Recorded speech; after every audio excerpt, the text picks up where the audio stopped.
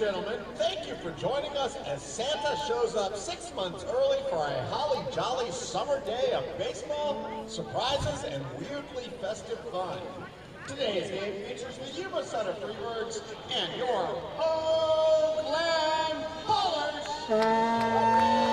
Please note, Pioneer League rules state that only players, coaches, umpires, and those allowed access by Ballers management are to be on the field during the game.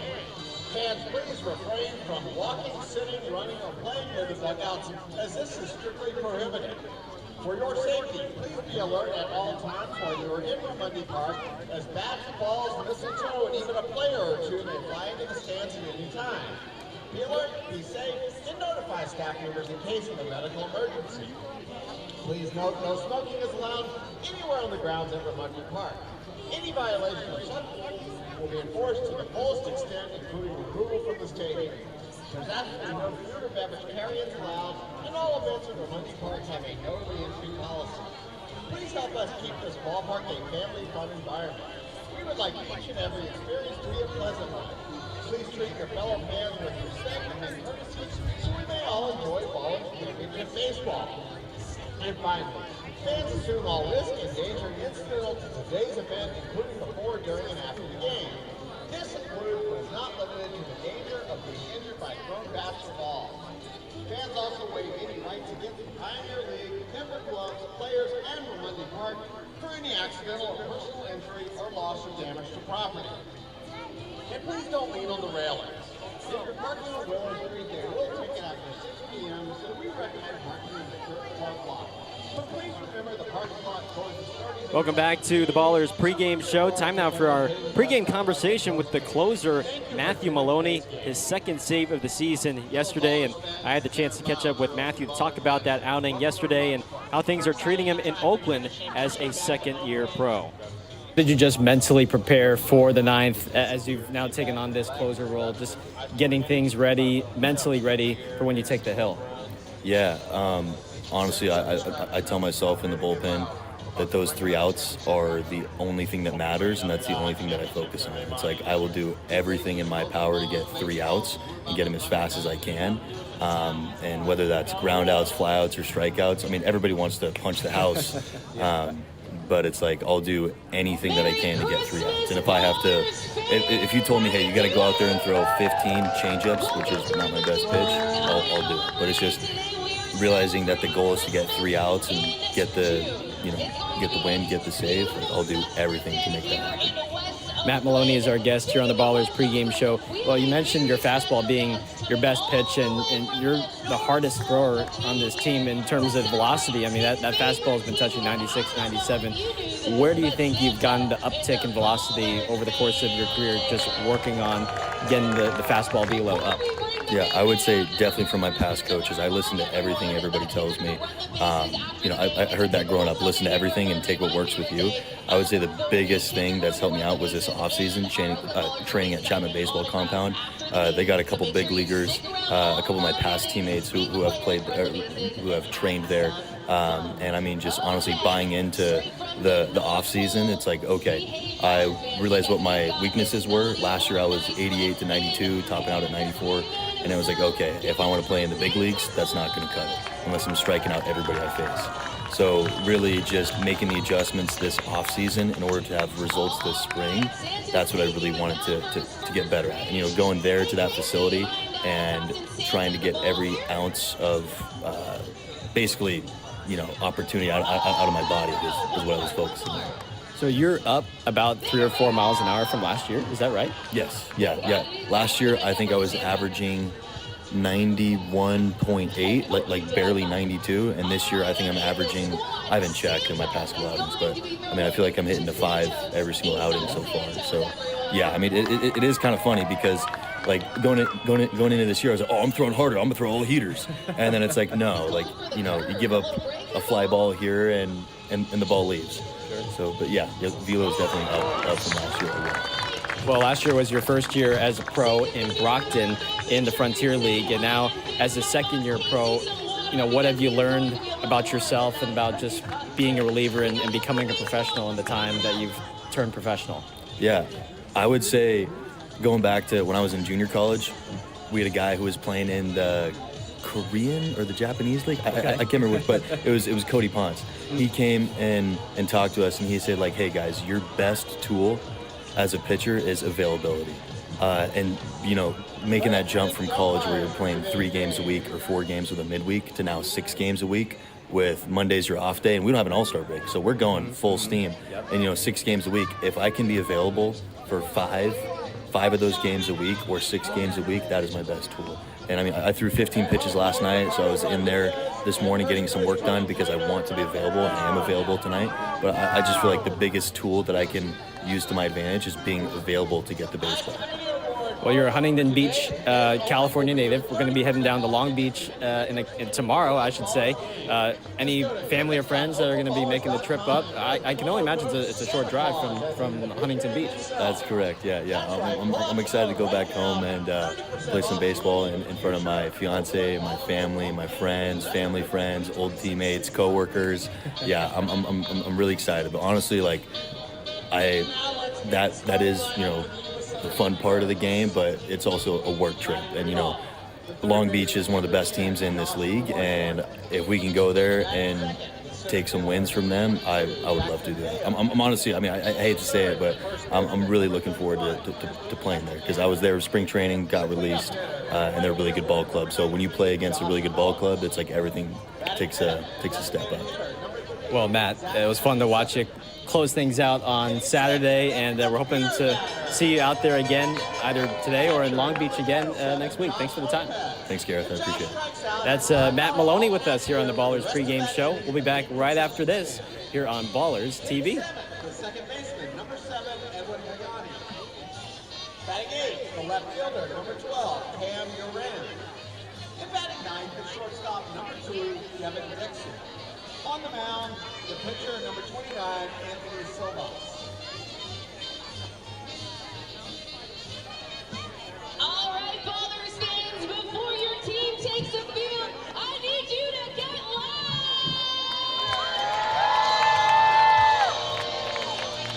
That right there is why the Ballers are in the Bay and will forever remain in the Bay. Because baseball in Oakland, they go together just like Christmas and Santa Claus. You can never take a baller out the Bay. Let's go! It's all over. Oakland are Pioneer champions in 2025. Never take a baller out the bay. They gon' leave when the bees don't stay. Game time when we step into the play. Oh man, out of blood, that's a fact. Listen, blue bird coming straight up in the town. The money quiet, but the fans get a lot. Dripped in that green and that gold, we're proud. Really ready for the sun. Let me tell you, we about this. Real unity, real for community. Blood to the bitches come together, do it for me. Real time finish, everything we do is trophy. Scrap, but we always meant the opportunity. Walk it off, Oakland! A new Pioneer League record. Pandemonium in London, the greatest season in Pioneer League history. Never take a baller out the bay. They gon' leave with the bees, we don't stay. Game time when we step into the play. All rain out of pot, that's a play.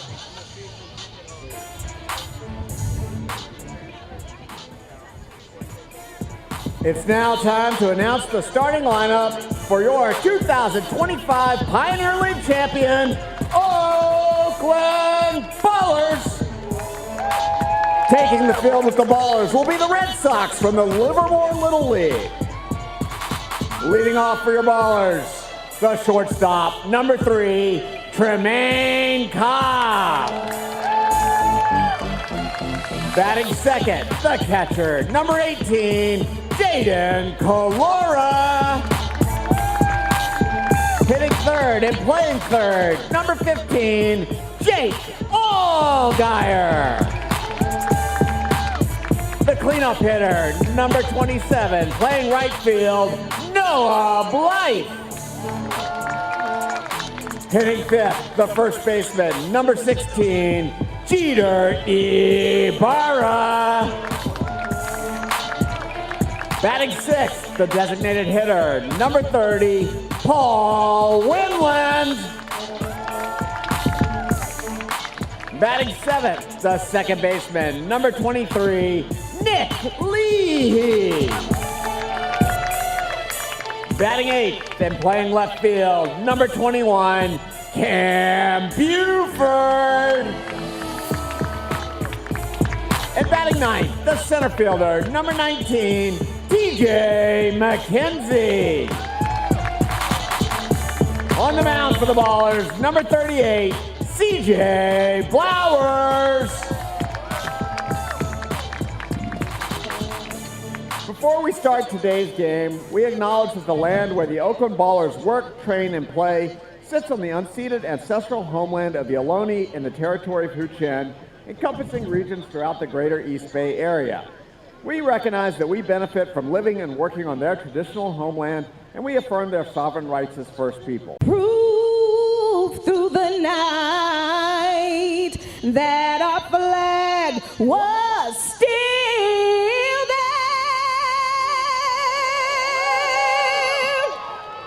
Oh, say does that star-spangled banner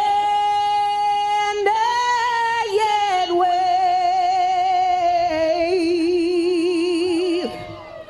o'er the land of the free and the home of the brave.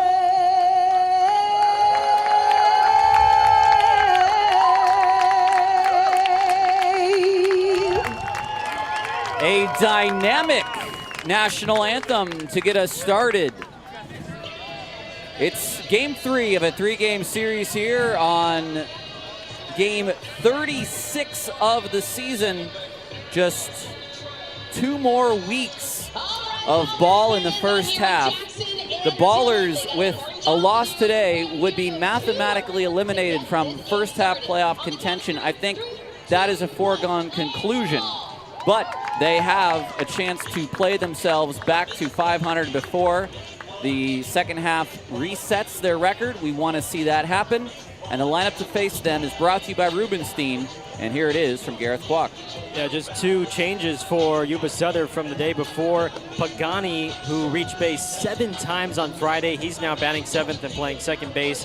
And Josh Lopez gets to start behind the plate after Diego Aragon got the first 2 starts of this weekend. Let's take a look at our 2 pitchers brewing matchup. For the Oakland Ballers, it'll be CJ Blowers. You see, somehow Blowers, no decisions yet for him in his 32 1/3 innings pitched. He'll curve you, he'll cut you, he'll change you up, and he'll keep you off balance with the timing on the mound. He'll face off against Anthony Silvas, who's a former Twins farmhand who, interestingly enough, actually never pitched for the Twins, though. No, he was on the full season injured list that 2024 season and then was released by the Twins in 2025. So someone who's trying to work his way back to affiliated baseball. But for Blowers, his best 2 starts of the year have been his most recent 2 starts against Long Beach and Modesto. Quality starts for the southpaw, and like you said, he's going to go into his deep bag of pitches to try and keep you off balance, and he'll try and do it for a 3rd straight start. Let's take a look at the Ballers defense now. You've got Cam Buford back in left field. His first start came on Friday, and he robbed a home run from Jackson Mayo, 2 batters in. That'll push Blythe to right, and Jaden Kalura back behind home plate after a really nice performance from Connor Smith yesterday. Yes, he did. Called a great game, navigated with all 3 pitchers, working with them for the first time, and helped fulfill a pick play at first base as well. So youngster got his first pro start in. Christmas in June, our game today, and we're going to have a 72-degree first pitch. It's a little warm for Christmas. First pitch by Blowers is high and away at 1:08. Josh Duarte still up there among the batting leaders of the league. 2 for 8 in this series. 381 for Duarte. No home runs, 22 driven in.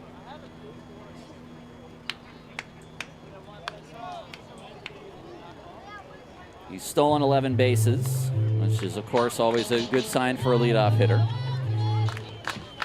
I like those bright jerseys in the sun for Yuba. Me too. No teal pants for them, though, as they were on Friday. Well, Duarte's, he's got the orange cleat going, too, which is a nice accent piece off of the gloves and the little one-arm stripe.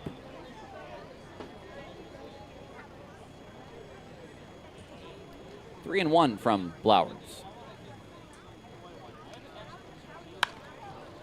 Ground ball for Leahy. And that's how this ball game begins.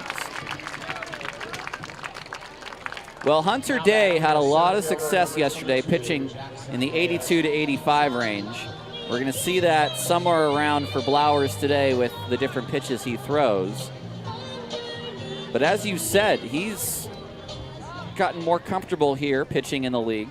6 starts for him now, 30 strikeouts to 15 walks. All things you like to see.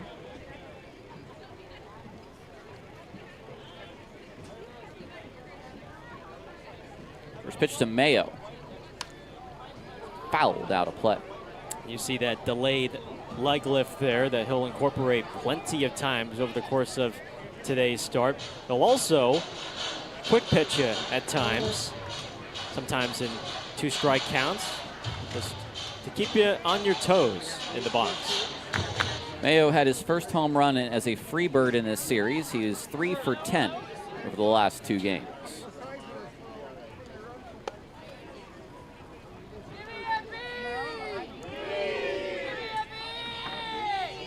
Santa is here throughout the first pitch at today's game. Breaking ball for a strike. It was Santa to Santos. Yes, it was Santa to Santos. Isai was behind the plate catching for him. This is ripped to right field, and Mayo has hit it over the Ballers bullpen. A breaking ball right at the top of the zone, and it's 1-0 Freebirds. Mistake on 2 strikes for that location. Wanted to hit the same spot that he hit on the previous pitch, was not able to do so. We haven't seen too many lefties pull home runs here at Ramondi Park to start out the season, but the high breaking ball, a mislocation from Blowers, and Mayo has settled in with Yuba-Sutter since joining the team. Here's Castaneda, who's arguably had the best series so far. It's a big old breaking ball for strike 1. 5 for 10 in the series, a home run, 2 RBI, and 3 runs.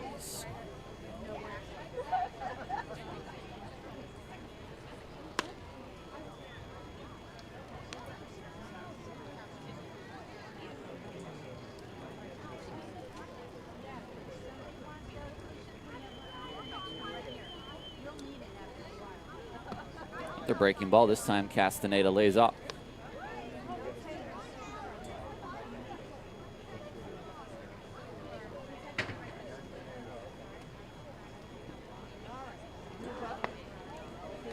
Fastball for a strike at the bottom of the zone. And it's 2-2.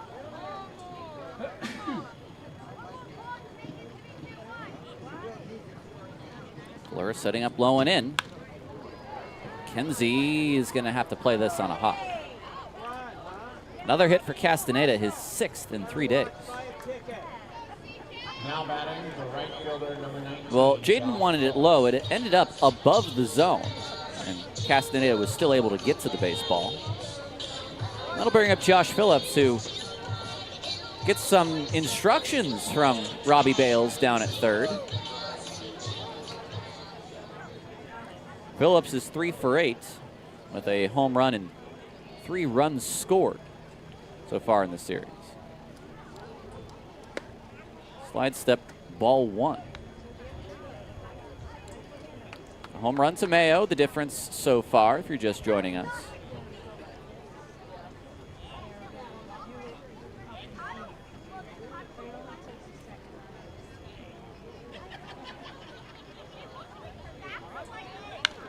Phillips gets into one, and it is 3-0 Freebirds. Way gone.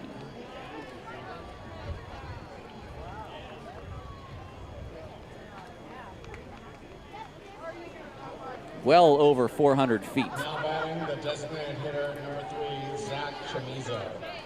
That'll bring up Zach Chamizo. Just a fastball middle end that Phillips was sitting on. And he got all of that one. 4:21 to left. So 2 home runs here in the first for Yuba. Now here is Zach Chamizo, the DH. Made a couple of nice plays in the field. Back in that DH role, 2 for 9 so far on the weekend. He has driven in 3. It's a quick 0-2. Wonder if we got that light fixed that Blythe broke yesterday. Chamizo stays alive. He was diving out of the box. Did you hear that they were doing work on it overnight or morning? I would doubt it. I can't tell. Luckily not a problem for today, hopefully.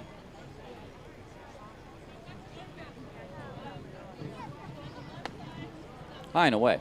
I was glad that our resident video maker, Ben Verhoek, added the Blythe breaking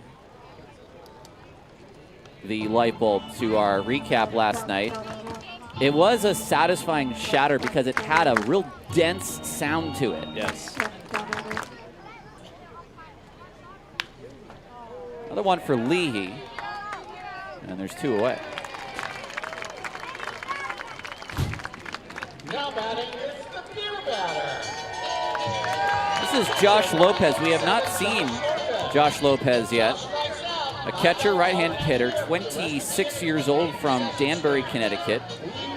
Last played for Trois-Rivières in the Frontier League.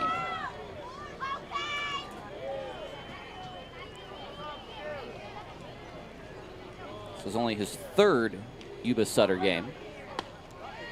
Takes a nice breaking ball for strike 1. Trois-Rivières, is that, I'm not a French expert by any means, but 3 Rivers? You got it. Okay. 3 Rivers Eagles. I don't know how to say Eagles in French. A-I-G-L-E-S. Yeah, you're asking the wrong guy. I took Spanish in high school and grade school and grew up in an area that has a lot of Spanish speakers, so I was not about to take French. Couple nice breaking balls, and Lopez is down 1-2.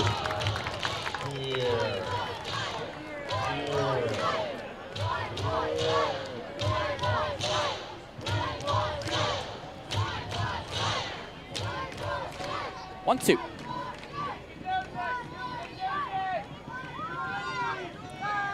High and away.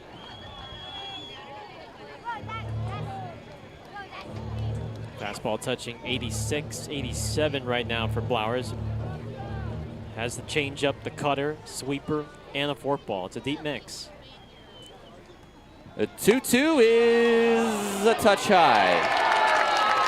Excuse me, strike 3 called? Did Rodriguez ring him up? I missed that. Me too. Well, back to the dugout goes Lopez, who strikes out looking. It must have been verbal because I did not see a pump, but it's 2 home runs for Yuba-Sutter. And we go to the break to the bottom of the first, 3-0. Ballers trail. Santa is going to be our best friend. That's what I hear. Absolutely. Hangs out a lot at the North Pole, and then I come down here to visit him and my favorite baseball team. All right, can you introduce Scrappy? He wants to do a dance for us. All right, Scrappy, you ready to dance?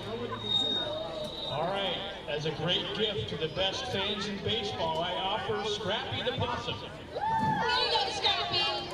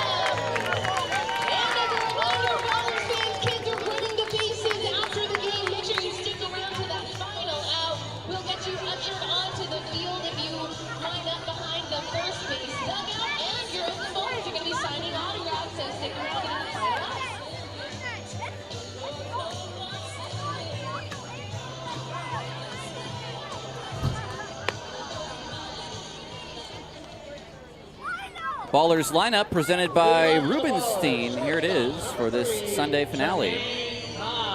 You see Jaden Calora slide up to the 2-hole for the first time this season.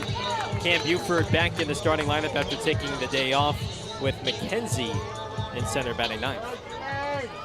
Anthony Silva's on the mound. 0-1 his record. First pitch to Cobb, a strike. 45 hits allowed in 28 2/3 innings. He's walked 21. 9 appearances and 4 starts. Again, formerly signed by the Twins out of community college, but never played for them.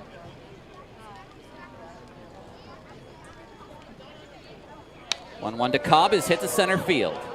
Hit pretty deep, but not deep enough for the first step. Did not have the sound off the bat. Silva's is from Moreno Valley, California. Oh, I take it back. Played for Cal Baptist. Yeah, CBU, and before that, though, yes, you're right, Riverside Community College. Riverside Community College, thank you. He is 23 years old.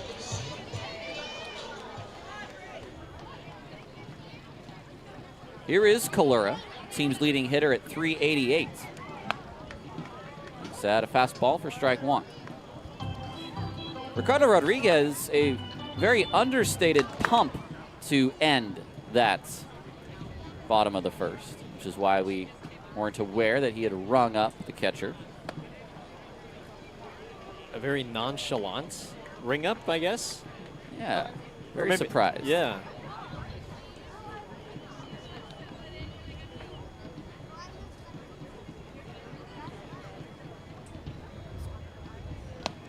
Calura, big swing and a miss. All of a sudden, he sees the 95 from Silva's. Hello.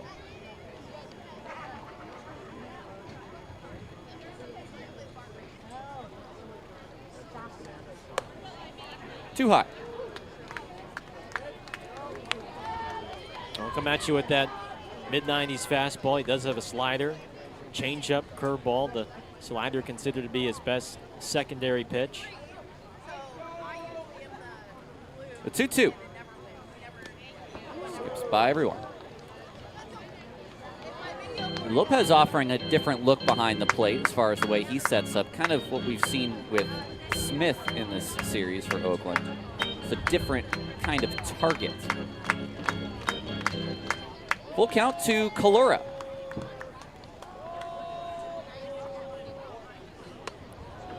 Does he go? No, says Ron Adams at third. It's a one-out walk. Now batting the third baseman, number 15, Jake Allgaier. Here comes Allgaier, who in this series is 2 for 7 and has been hit 3 times. Batting .336, 9 home runs, 35 driven in.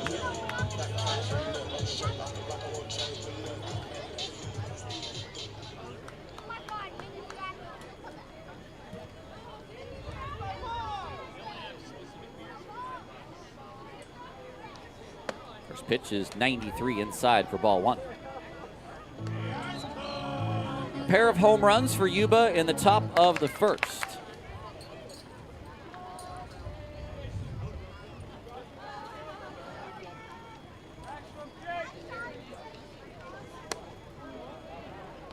Too high again. It's challenged by the catcher. The call of the ball is being challenged. After review, the call is a confirmed ball. Yuba-Sutter has 1 challenge remaining. So I think that more than anything for Lopez was just to try to influence Ricardo Rodriguez for the rest of this game. Sure. However, that was a good ball and a half above Allgaier's zone, who is only standing at 5'11". Same spot. It was actually a little bit better. I take it back. That was a ball shorter and missed the zone by about an inch or 2.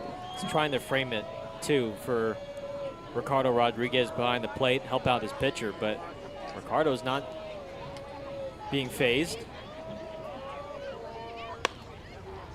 No. Well, I got to say, I could understand Ricardo calling either of those last 2 pitches, which, by the way, both were balls. Number 26, more than the pitch that was actually challenged, which was slightly higher. Well, also the strikeout that CJ got to end the frame, that was a high strike. So I don't know if Lopez maybe took that into consideration, that he called the strike to end the frame and then wanted to see if he maybe just perhaps missed it. I think that's a good point. That was his at bat. Right. Breaking ball to Blythe to begin this at bat. Pretty shrewd pitch to start things out after spinning some 94s and 95s. Blythe at 317, 5 home runs, 26 driven in.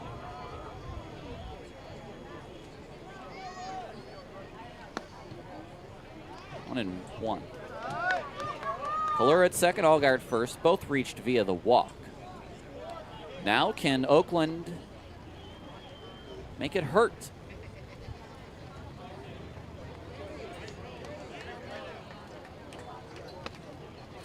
Sticking soft. That was the changeup. 2-1.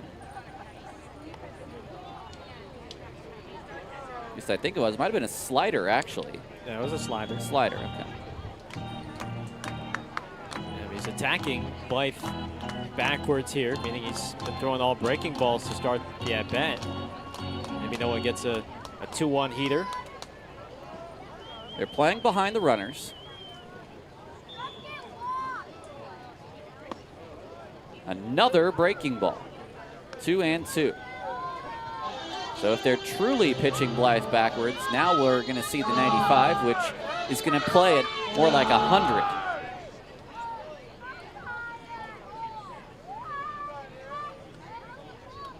Two. 5 off-speed pitches, and Blythe is gone. Now batting the first baseman, number 16, Jeter Ibarra. 2 outs for Ibarra, who has been quiet in this series. Just 1 for 8. He's scored a run. He's hit into a couple double plays. And has a chance to tie the game here.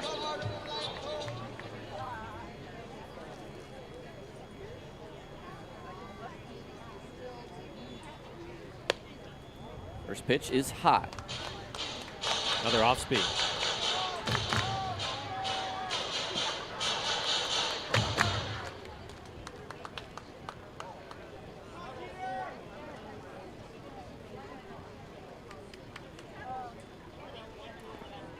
Two 2-0 now. Well, with Winland on deck, and seeing as he's already hit 3 home runs this year against Yuba, I'd have to imagine that Jeter's going to get a fastball at some point.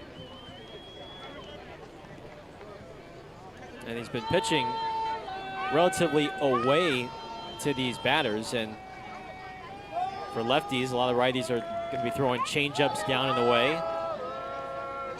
But 2-0, you got to think fastball here.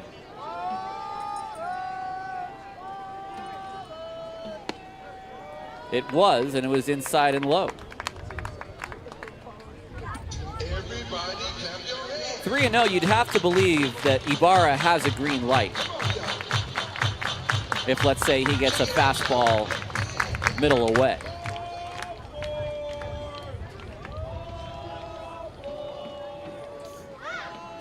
And he did have the fastball, and it was middle away, and he did swing.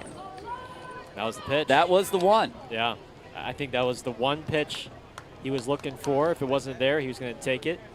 But it was right where he wanted it to try and send it out to left field.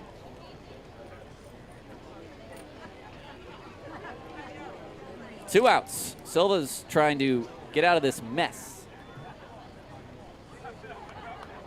Start things over.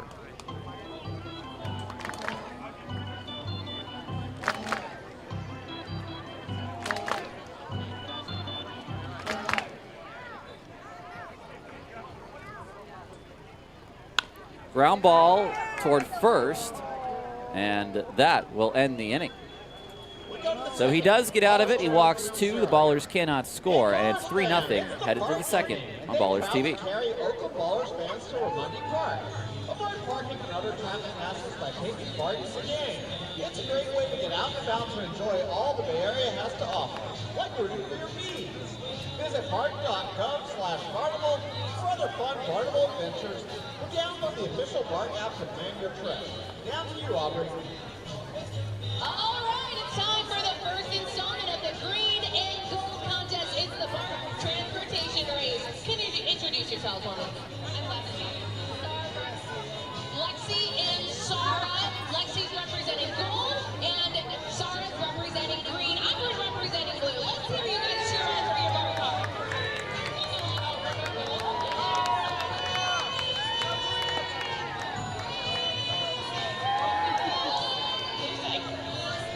Gold fans, let me hear you!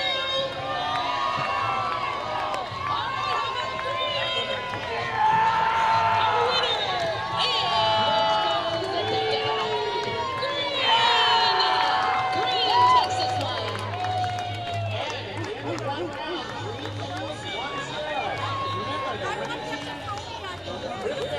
Get your special prize at the end of the game.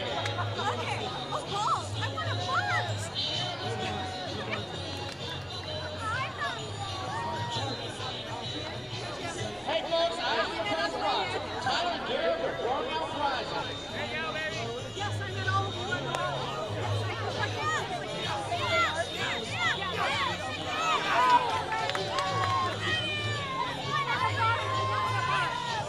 Welcome back to Ballers Baseball on Ballers TV, and Merry Christmas to you. 3-0. Oakland leads. Excuse me, Oakland trails Yuba. Edwin Pagani, Cam Uran, and Devin Dixon will bat for the Freebirds here.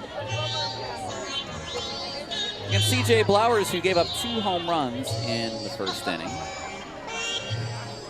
Our Christmas in June celebration, which is why the Chipmunks are singing right now. Pagani had one heck of a night on Friday and then sat yesterday. 4 for 5, a home run, 2 RBI, and 5 runs scored among 18 that Yuba had.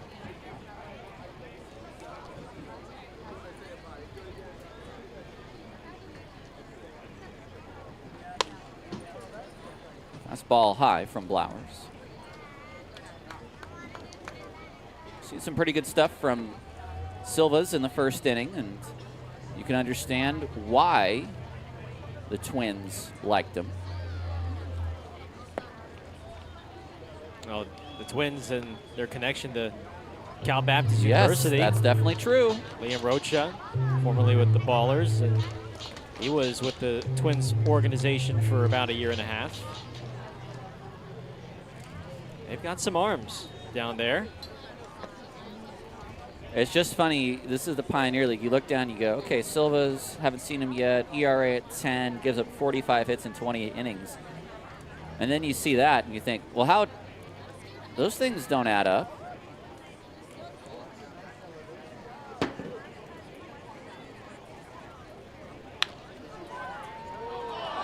That's gotta be a base hit, I have to believe. E5 by Allgaier? Okay, E5. Now batting the left fielder, number 12, Cam Uran. I thought, let's see this again. Looks like Jake, I guess he didn't have to go that far to his left. Just trying to get it before it could hit the ground. He wanted to try and grab it on the long hop there. Wasn't quite able to get there in time. First pitch, a strike to Cam Uran.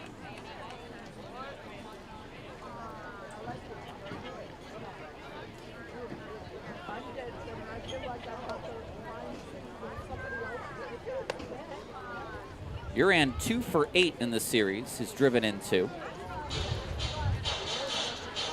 The thing is, Trey might have been able to get there had Allgaier not touched it. It had been close, but well, with the plays Trey has been making this week, wouldn't have surprised me.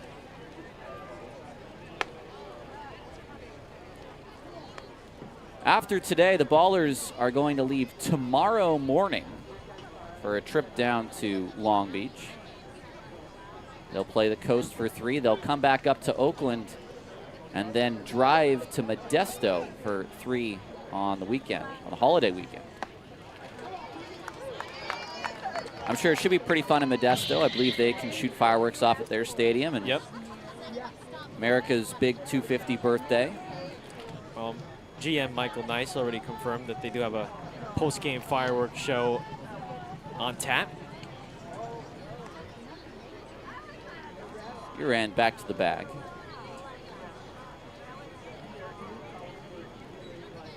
And hopefully the weather will be comfortable enough for those out in the Central Valley.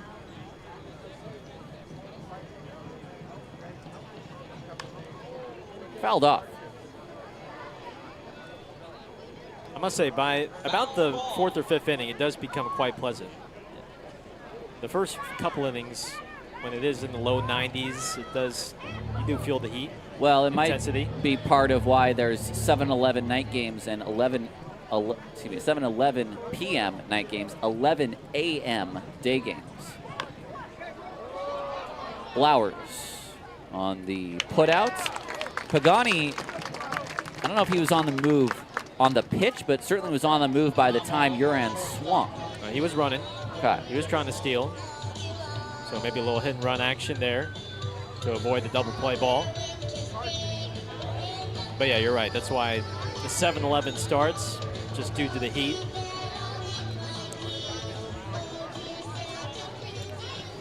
We have begun the round of 32 today in this year's World Cup.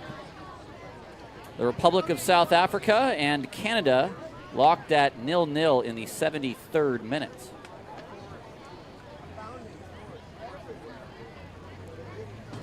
Devin Dixon now, the shortstop. Dixon 4 for 8 in the series. He's hit a home run. He's driven in 4. Has a runner at second with 1 out here in the second.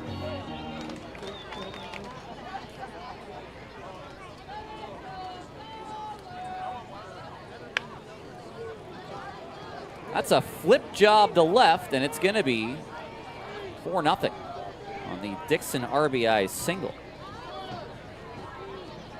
That run will be unearned on the line of Blowers. But patted ever slightly so. Boy, tough luck here for Blowers. I mean, Dixon never really caught this cleanly off the barrel, but he just dunks it in the shallow left. I mean, you could hear it, right? Do you remember when Hunter Pence hit a ball twice off the bat in a playoff game? That kind of had some sort of weird action like that. Was it twice or 3 times off the bat? It was at least twice because he broke it and hit it off the barrel another time against the Cardinals, which is why the shortstop moved to his right and the ball went to his left. It was the NLCS. Yeah, Pete Cosma at short had trouble with it. Look at you. Nuggets. Nuggets for days. Nuggets are a nerd. Baseball broadcaster, and it's hard to tell where one begins and the other ends.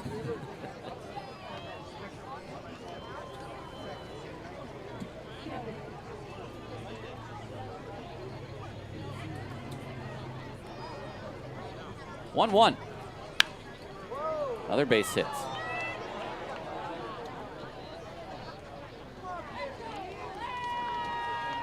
Some decent fastball usage from Blowers so far, and that one center cut.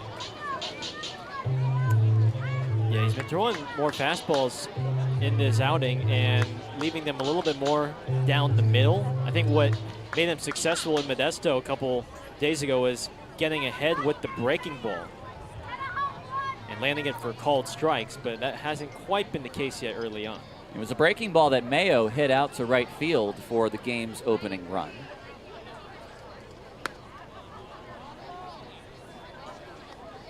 And CJ's a guy that he thrives when he gets ahead into counts, but when he's got to play catch up and lean on the fastball, he could be a little susceptible. Mayo gets into one. It's shallow, and Blythe will come in and make the catch.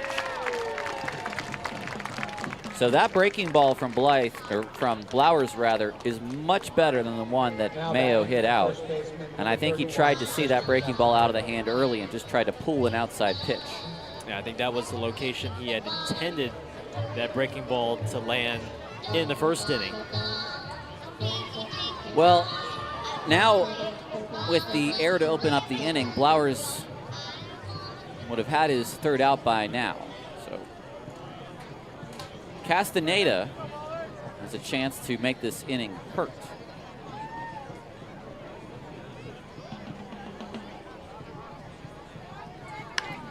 This is to center field. McKenzie moving back. Looks like he's got a beat on it, and the inning is over. A run on the RBI hit by Devin Dixon, and it's 4-0, headed to the bottom of the second.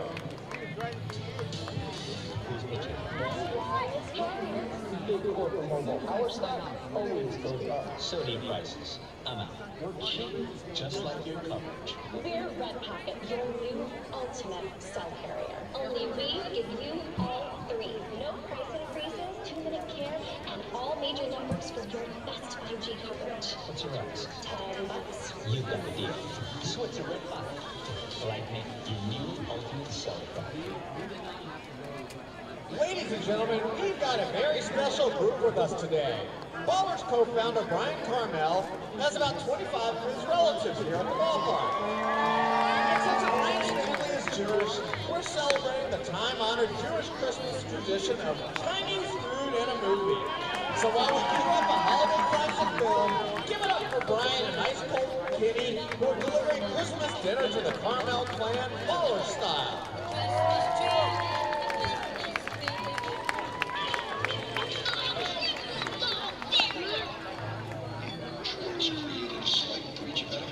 Skipping the triple dare and right for that's right. Flips around stiffened, his lips curled in a defiant sneer. There's no going back now.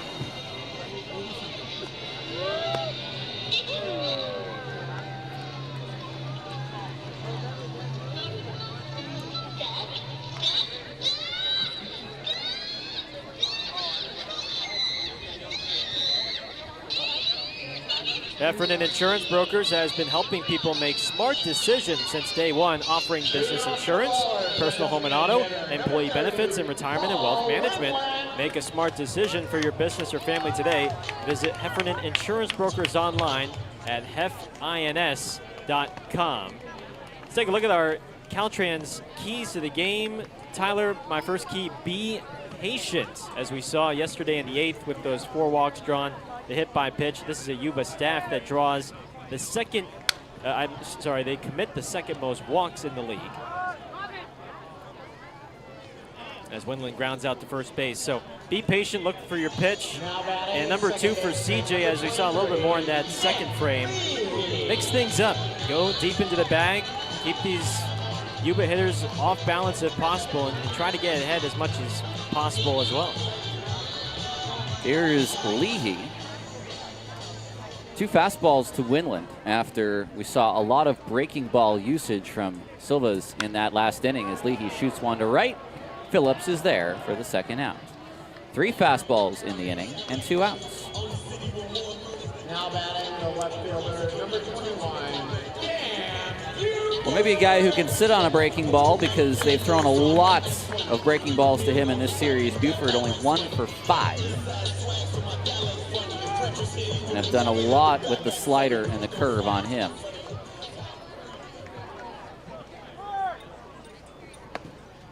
And yep, 95 to begin the at-bat.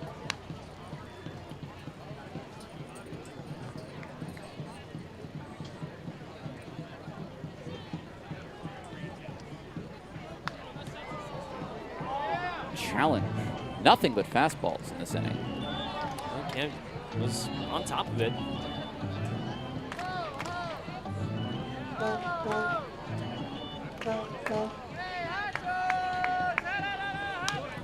This is down the right field line. I don't think Phillips is going to have a play as he goes into a slide smartly. 1 and 2. Could have been bad. Yeah. Not much padding down there, right? This is territory. this is why you have a warning track going around the entire field. It is not just a warning track for the outfield.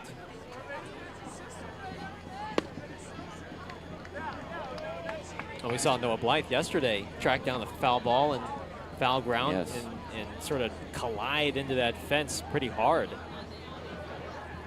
2-2. High backhand for Dixon, who's able to throw out Buford.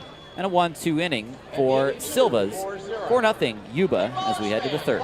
Mania is coming up on July 18th, and it will feature 4 matches from big-time wrestling stars, including heavyweight champion QT Marshall, defending his title against Elton Curry. The battle will begin at 2:30 p.m. in Scrappy Town. You won't want to miss it.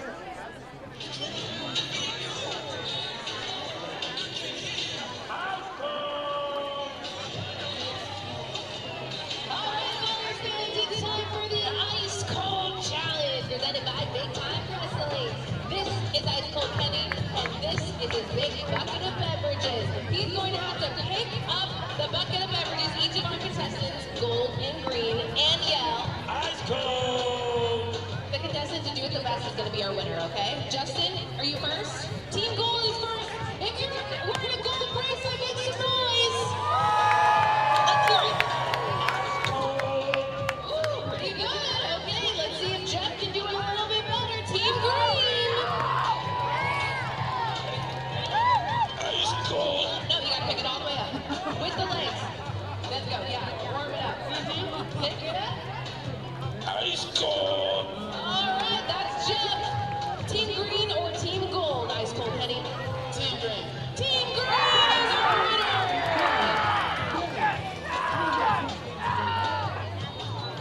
And Green now leads 2-0.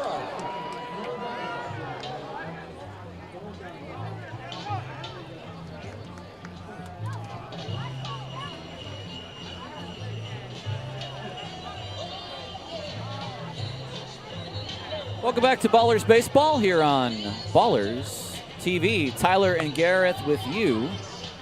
And we, again, thank you all for joining us. Whether you're here in Oakland, whether you're up in Yuba. I'll be headed up to Yuba in a few weeks for the Pioneer League midseason tryout camp, which is being hosted by the Freebirds on the 17th and 18th of June. Last year, that tryout occurred in Ogden, and the Ballers drafted 2 players. Tommy Ventimiglia, who pitched for Oakland in Rocky Mountain for a few games in 2025, and then Zach Blazak, who was with Oakland in spring training, has become quite a good little player for Great Falls.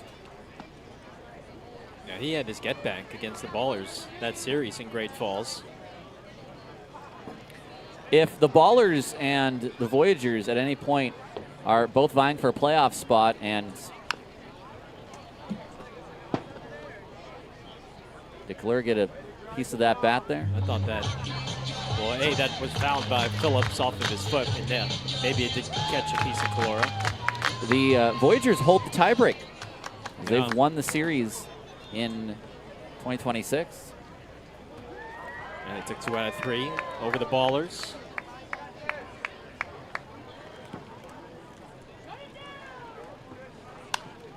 Whoa. Wow. Look at that thing. Ay, ay, ay. How many times you're standing on a mound as a pitcher and you're holding the barrel of a bat? Look at this thing shatter. Boom. Wow. That thing exploded. And luckily for CJ, he comes off the third base side of the mound. If that's a righty, he would have had to hurdle that thing. That's funny, too. That hit the end of the bat, but it broke at his hands. Yeah. Something tells me that bat might have already been slightly cracked internally. CJ didn't have to dodge, duck, dip, dive, and dodge there.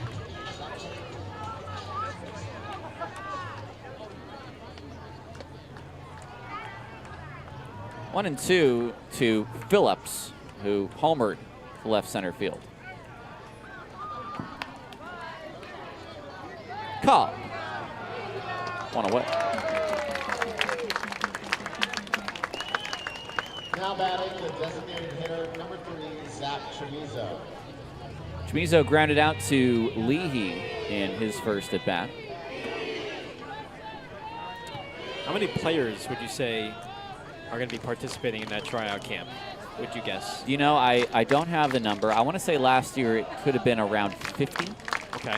I know it's not as well attended as the one in Arizona, which got close to 200 players. But it'll be a collection of current free agents, guys who are just finishing their, who have just finished, I should say, their college season. And either will have the opportunity to join Oakland at some point during this season or at next year's spring training. Chamizo gets under one. This will carry. McKenzie has enough room. 2 outs. That one started to worry me as it kept going. I think that though was like Cobb's that he hit. Yeah. Just did not have the sound. And not as windy as it is today than it was yesterday. More of a more standard day for the win.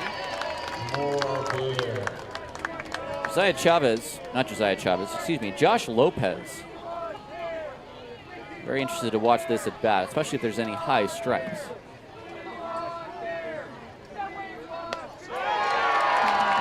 Oh, and 2.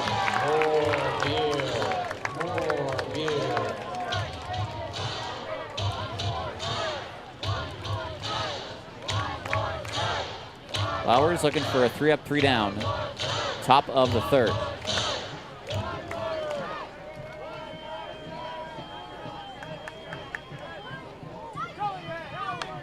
Fouled away.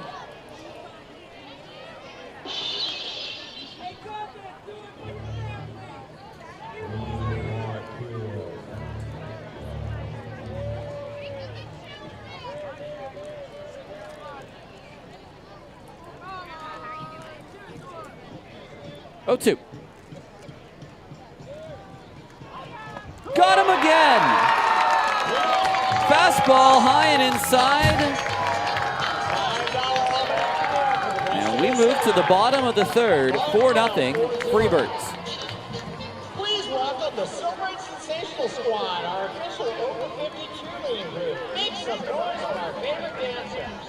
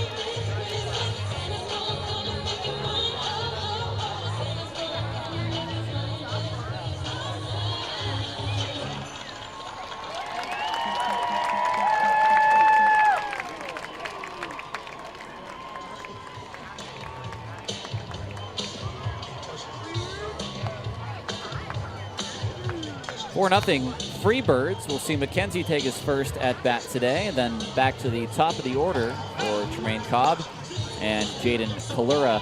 A 92nd minute goal for Canada has them with a 1-0 lead. South Africa is going to try to throw everything at the Canadians in these final 2 minutes of stoppage time. Or else it is Canada moving on to the round of 16.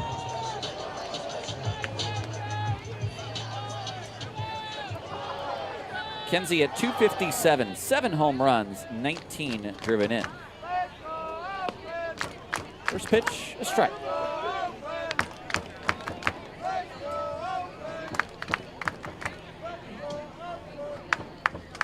For 4 in the series. He scored a run as a pinch runner.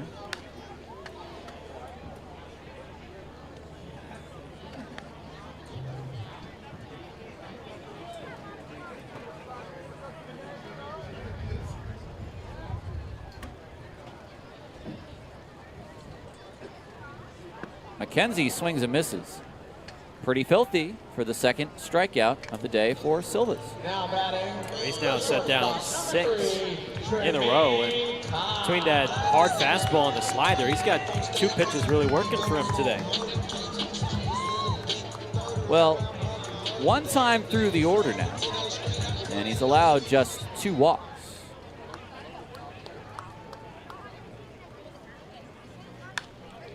Jermaine Cobb fouls it away. Cobb flied out to medium deep center field.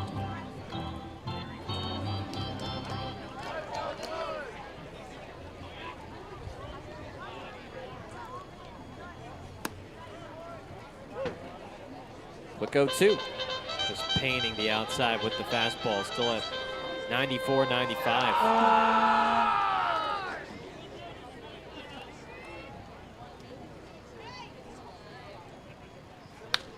Ground ball to the third baseman. Duarte will get it over there in time.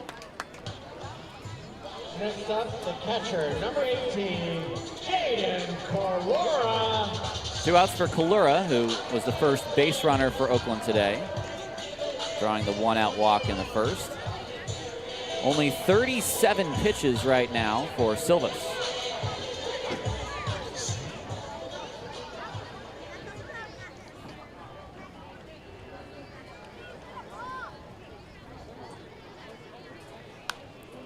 Pitch is fouled away.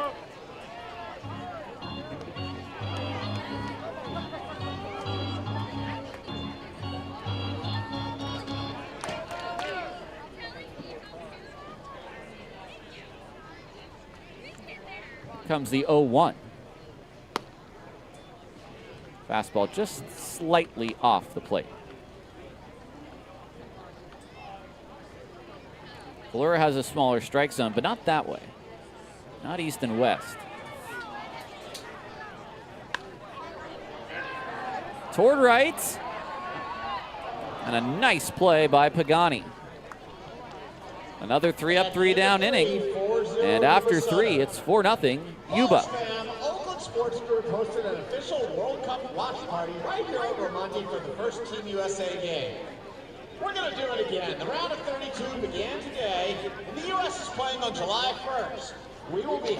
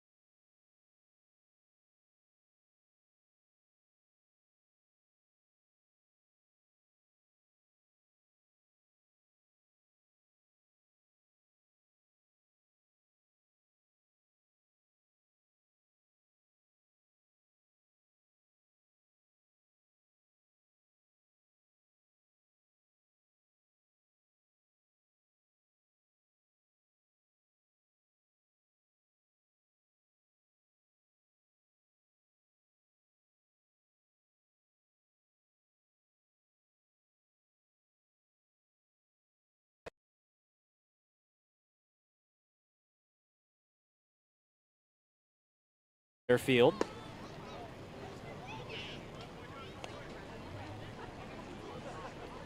That'll be the final meeting between those two sides for the first half.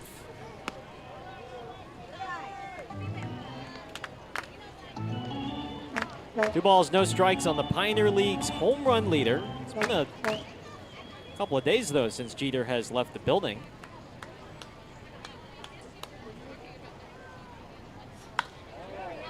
Maybe until now. Back is Uran. He's out of room. It's out of here.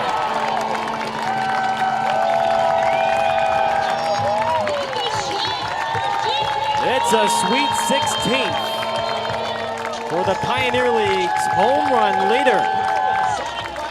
And Oakland, with its first hit of the day, scores its first run. Well done, my friend. The 75th on the Sonic home run tracker, by the way.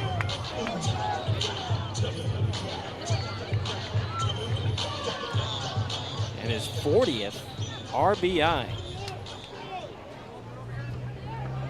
4-1 Yuba. Well, can that unlock something now? Will that break the spell? Because up till that point, not much working for Oakland. Maybe 2 or 3 decently hit balls, but otherwise mostly weak contact induced by Silvas. Winland fouls it away. It's 1-2.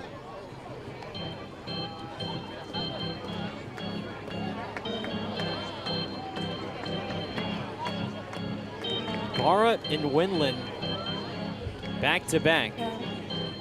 Those are 2 big power bats in the lineup. But Winland strikes out swinging. Silvas collects his 3rd K. Oakland finally gets its first hit and first run on the Ibarra solo homer to left. 4-1 Yuba as we head to the 5th on Ballers TV.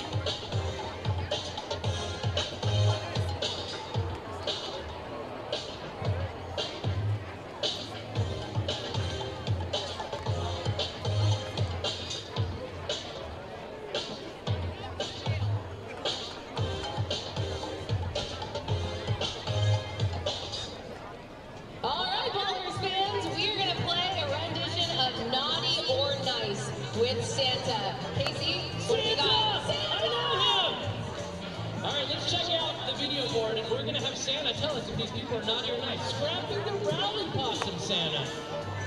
The nicest ever. Absolutely on the nice list. All right, let's see the next one. Okay. This is the Freebirds mascot, Willie. Willie the Wild Chicken, naughty or nice? Absolutely on the naughty list. No, there's no question. Ooh, we have Trey. Tremaine Cobb. Tremaine Cobb. Leading the league in steals. Yep. And in great energy. Tremaine Cobb is on the nice list. Yeah! Let's see another one. Ooh, the Grinch Santa. I'm thinking the crowd's going to help me with this one. Is the Grinch on the naughty list or the nice list? They're saying naughty, Santa. Naughty, that's naughty. Move on to the next one. Paul and Brian, quickly, naughty or nice? These guys are good, they're nice. All right, one more. John Fisher, not so. Not so nice, naughty. Naughty. 5th inning from Ramondi Park on this gorgeous Sunday afternoon in West Oakland. Oakland finally getting its first run of the game on the solo homer by Jeter Ibarra, his 16th of the year, and it's now 4-1. Freebirds lead.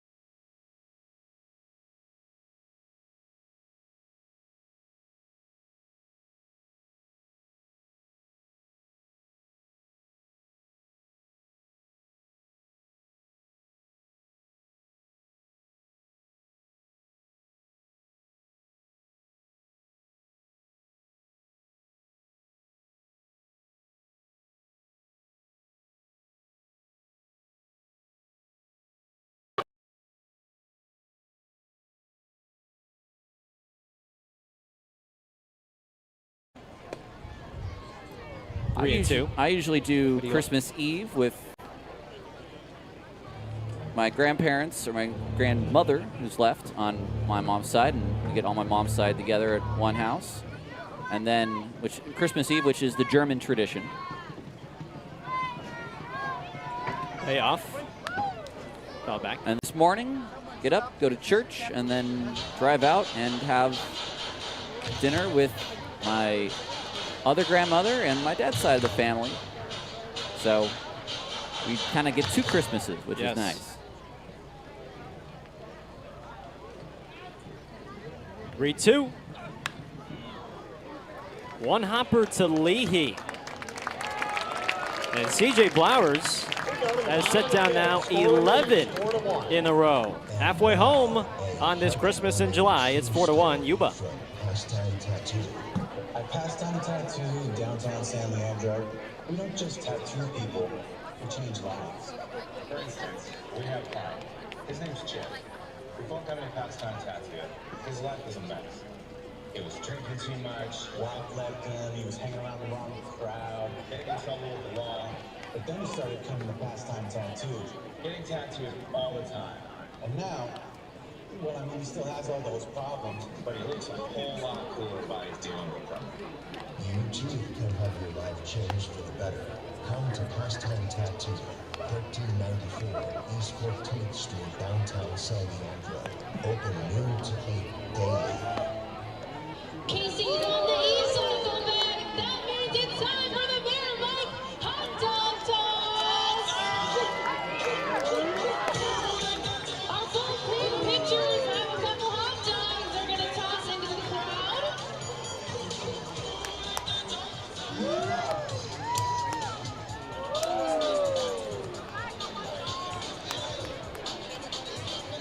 And I also want to remind you that kids are going to run the bases after today's game.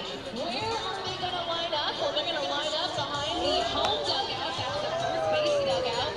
We're going to do one big line and shuffle everybody up onto the field. And then once the kids are done running the bases, all the players are going to stick around for autographs. Leading off, the second baseman, number 23, Nick Leahy. Been a nice job for C.J. Blowers last couple of frames. He has retired the last 11 consecutive Yuba hitters. 4-1 Freebirds. As Nick Leahy leads off against Silvas. Oakland with 1 run on 1 hit. And that came on a solo homer from Jeter Ibarra. 1 ball and 1 strike. Do we have any more answers from our chat GTP question? Yeah. Tattooing Ben says, personally not a very religious guy, but his grandmother was, and every year she'd have us all go to her house and help bake Jesus a birthday cake. Oh, very nice.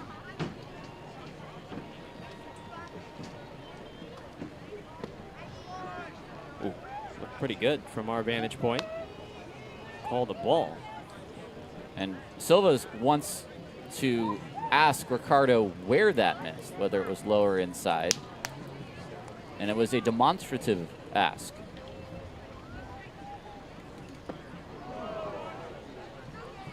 The slider has just been working all day for him. Again, no more challenges for Yuba today. Oakland still has both. They have not initiated the challenge so far.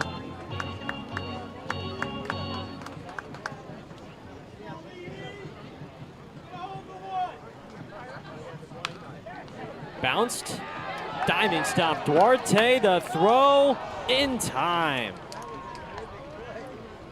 That's a complete Rob job right there. I had that going through for sure. I mean, what a great play. I mean, for Duarte on that dive, you almost sort of knock the wind out of you when you fall like that, but he gets up and makes a nice throw to first. Well, it was good from him on that play too. Even though he didn't get up onto his feet, he still just made the easy one-hop throw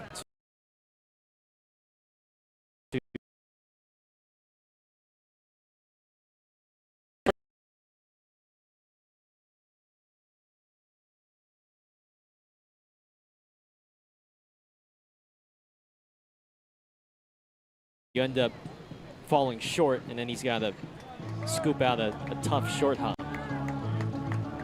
So a smart play by Duarte. The defense from Yuba-Sutter has been strong today and yesterday. Watch out. 3 balls, no strikes on Cam.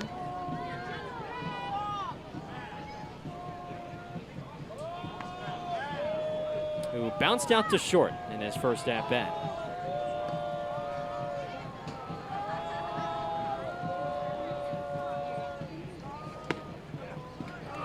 Three and 1. Yuba-Sutter with the 3rd best fielding percentage in the league. Ripped to left, down the line. That's a fair ball and gone. It hit the foul pole. Cam Buford tucks it down the left field line for his 6th big fly of the year. I don't know how to say this, but Buford swung at a really bad pitch. He just got there first. And I don't think, I think that's the first time I've seen a ball hit off the foul pole at Raimondi. Yeah? I mean, Silvas has got to be scratching his head. How Cam pulled his hands in.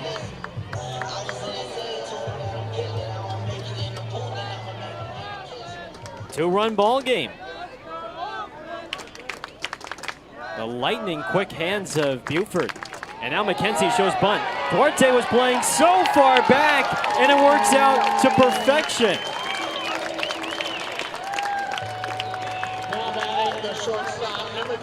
TJ saw Duarte playing deep third base and said, why not? Well, I don't think that's the first time you're going to see him now on the move. Ballers are down 2, and they certainly have a guy at the plate who can tie it up with one swing, but with just 1 out, with the way this game has gone, let's see if TJ tries to take second. Trey Cobb at the plate. He rips one to left field, and we are tied! Just like that.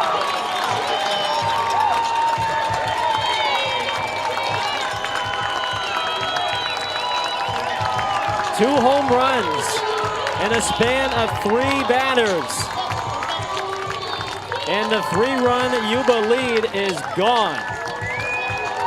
Well, this is the first inning for Yuba. It was solo shot, single 2-run shot, and that is the combination for Oakland here. McKenzie with the bunt single, and then Trey Cobb. This is just, I'm sitting dead red. Oh, I got one, and he hit that 413 feet. And if you want to round up on the 5 inches, 414 feet. And that is the 77th home run of the season for your Ballers. As always, our home run tracker brought to you by Sonic Internet, the 3rd of this game, and Frank Gonzalez wants to talk.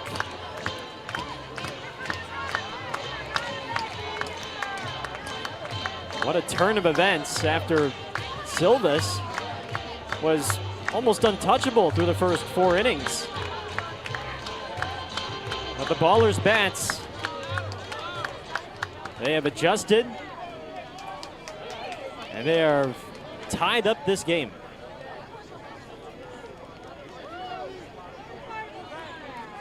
Here's Calora. Takes a wide strike, and we have a challenge from Calora. After review, the call is overturned to a ball. Oakland has 2 challenges remaining. Thank you, Mark. And that was indeed about a ball off the outside.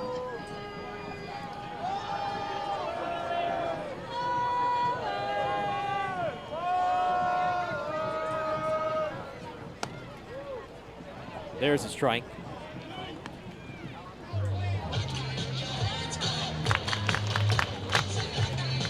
Jaden hitting in the 2-hole for the first time this year. Shallow center field. Mayo can't make the catch. He had a chance off the tip of his glove. It looked like he had a good read on it, but he just couldn't squeeze it. Well, that's a ball that Kalura chases below the zone, but he got all barrel on the ball. And was able to, looked like a shot off a 6-iron. Yeah. The way Mayo was tracking it, it looked like he had it measured up too. Until the very last moment. So that's the 4th consecutive hit.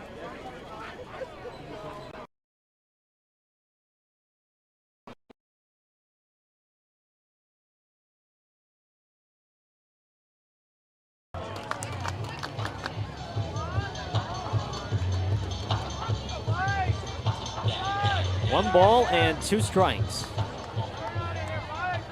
Oakland has tied it with 3 runs in the 5th.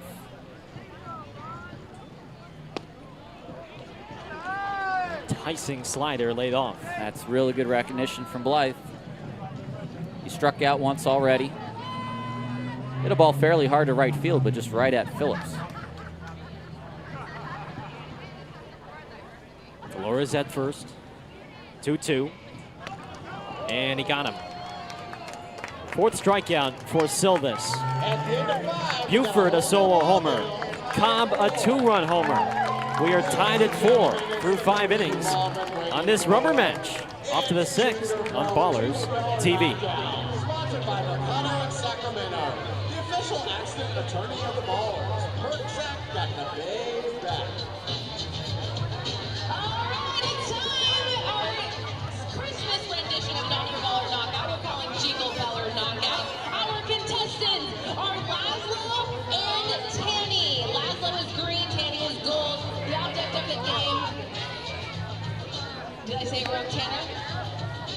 Anyway, object of the game is to knock the other off their feet. Okay, let's do it. In 3, 2, 1, go!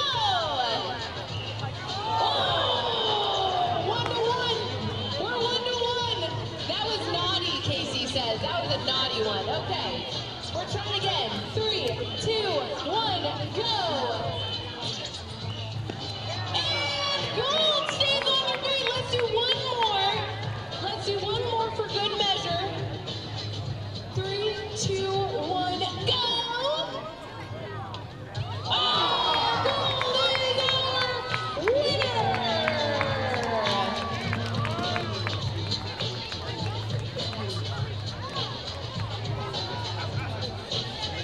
We're all tied up at 2. Winning team gets a special prize at the end of the game.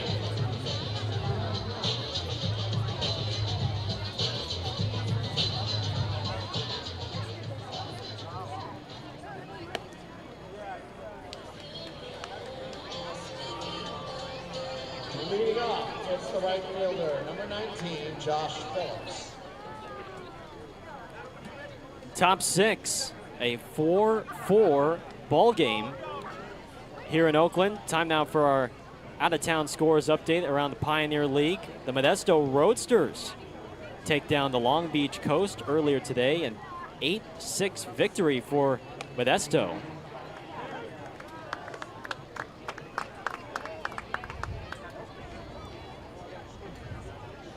Ogden leads 15-2 on Great Falls in the bottom of the 8th. This is Phillips at the plate behind 0-2. Red Pocket leads 7-6 on Glacier in the bottom of the 7th. Boise and Idaho Falls even at 5 in the bottom of the 5th. And the Billings and Missoula matchup, I'm guessing inclement weather because no score being shown for a game that started at 2:05 Mountain Time. 1-2 on Phillips. A 2-run homer back in the first for him. His second on the year.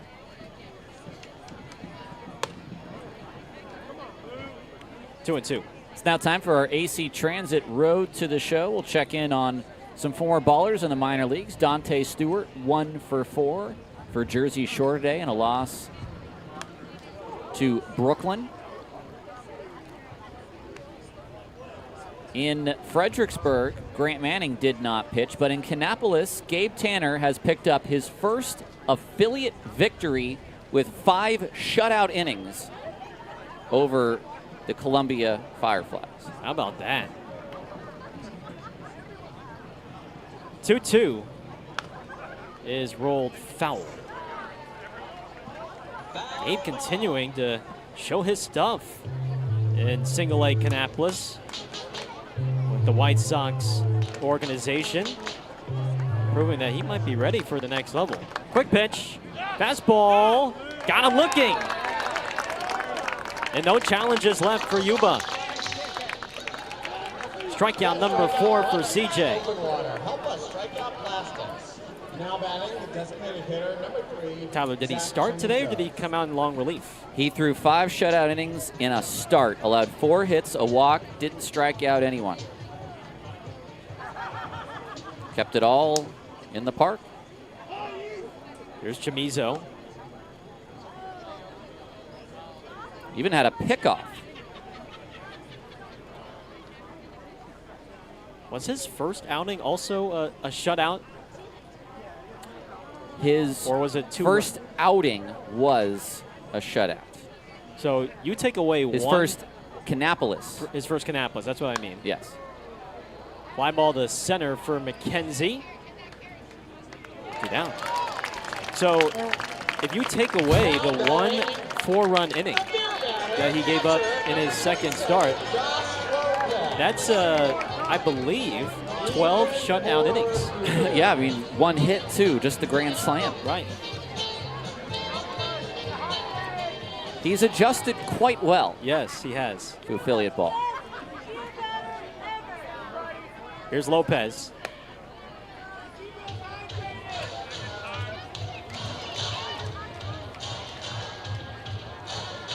So if Gabe continues to perform at a high level, maybe a promotion to Winston-Salem in the works. That's the high A affiliate of the White Sox.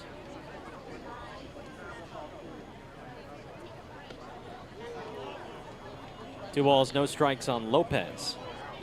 Lopez is looking to exact a little revenge here because he's been 0 for 2 on challenges, and he struck out twice. It looked pretty good, but it's called ball 3. And no one is actively warming up just yet for Oakland. There are a couple guys perhaps stirring in that bullpen. Pitch number 89 coming up. And it's high for ball 4. Flowers had set down 13 in a row. There's the first Freebird aboard since the second inning.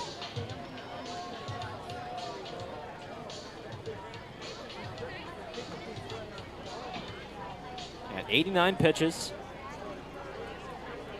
trying to complete 6 innings for a 3rd consecutive start.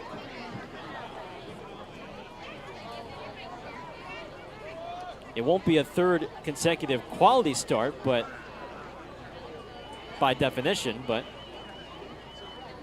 considering how the first 2 frames went, if he can keep this a tie game, it would be a great job done. Here's Pagani.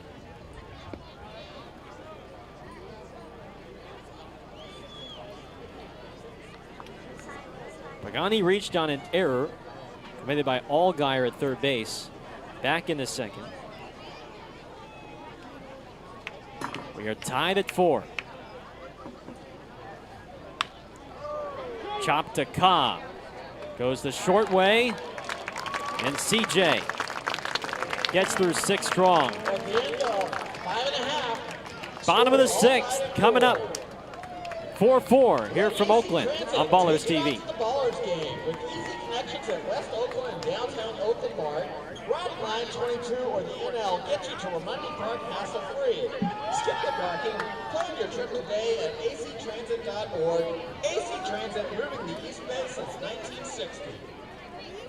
All right, Ballers fans, eyes to the video board. It's time for Santa Cam. Who wants to be Santa?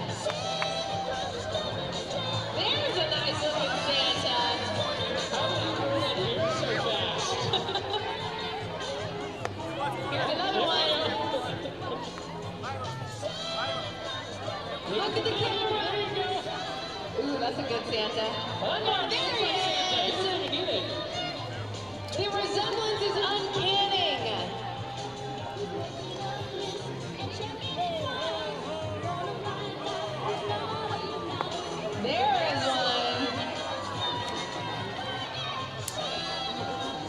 Casey, what was the best Christmas present you've ever received? Definitely a Nintendo, like way back in the day. Oh, that made you the cool kid in school. That made you the cool kid in school for sure.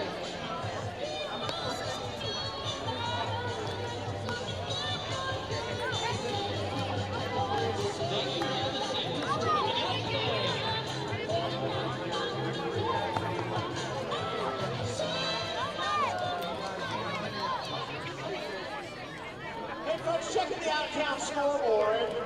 Earlier today, Gabe Tanner, pitching for the Capitalist Cannonballers, threw 5 shutout innings and picked up his first win in affiliate ball. Jeter Ibarra leads off for Oakland.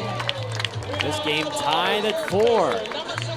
Here from Amandi Park, Gareth Kwok, Tyler Peterson. Thanks for tuning in on your Sunday, wherever you are. 4-4 our score. Ibarra leads off. Silva's still in the game. 79 pitches delivered from the starting right-hander. Ripped to right field, and that is down, potentially for extra bases. Ibarra's digging for 2. The throw is not in time.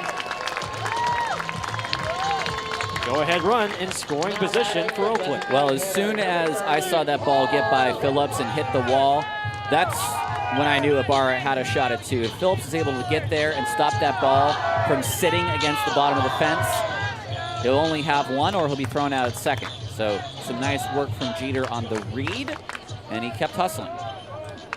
A nice bounce-back game at the dish for Ibarra, who came into this series 1 for 8, his second extra base hit today. Now it's Paul Winland at the plate. Winland bounces it up the middle. That's through. Aaron Miles sends Ibarra to the plate. Mayo's throw is cut off. And the Ballers take the lead.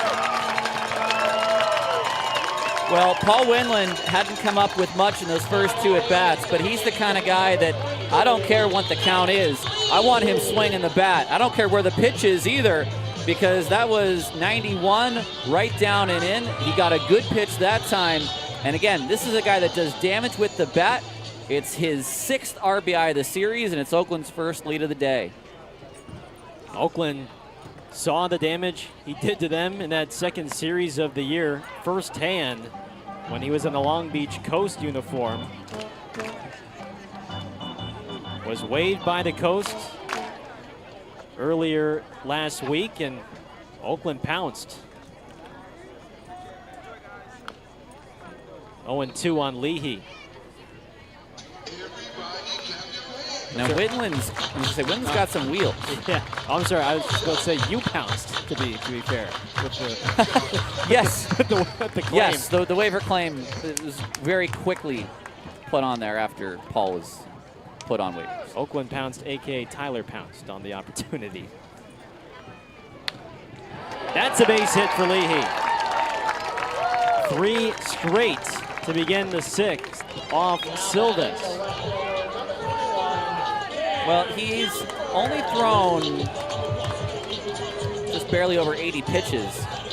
But you look at that last curveball, that one hung around in the zone way more than any of them were earlier in this game. So he might just be getting slightly tired out on the mound. And look, he's put in one heck of a game so far, but now you look up, Oakland has 8 hits now. They didn't even have 1 until the 4th inning.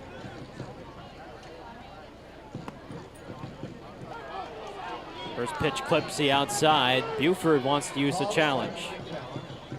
After review, the call is confirmed. Oakland has 1 challenge remaining. Ricardo's been on it today.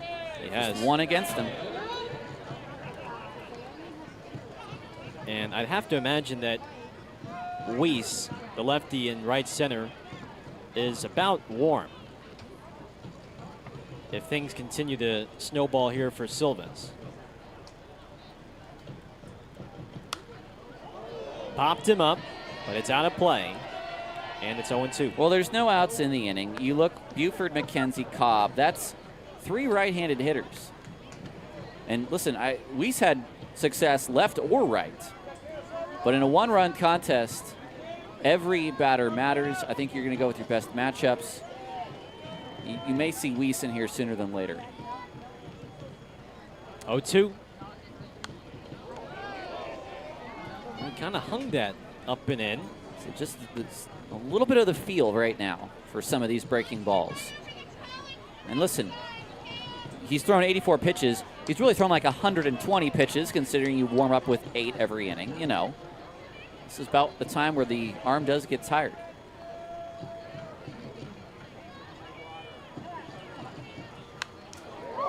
Foul back. Well, it's very hard to sneak a fastball past Cam Buford. One thing I've learned in the last 2 years with Cam is he's rather quiet at the plate in his stance and swing, but it's hard to get the fastball past him. He does have a strikeout. He does have strikeout tendencies to breaking balls, but not so much the fastball. Breaking ball popped up.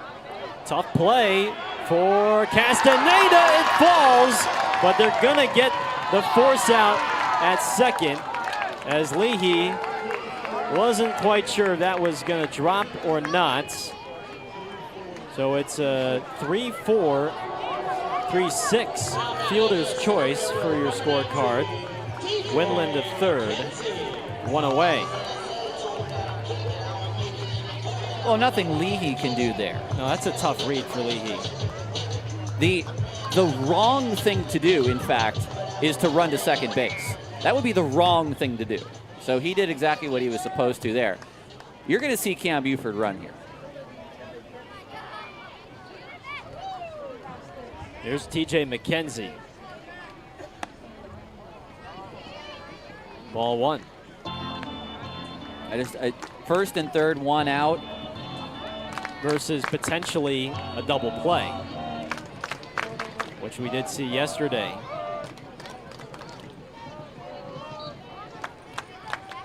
There goes Cam. Hit and run. McKenzie.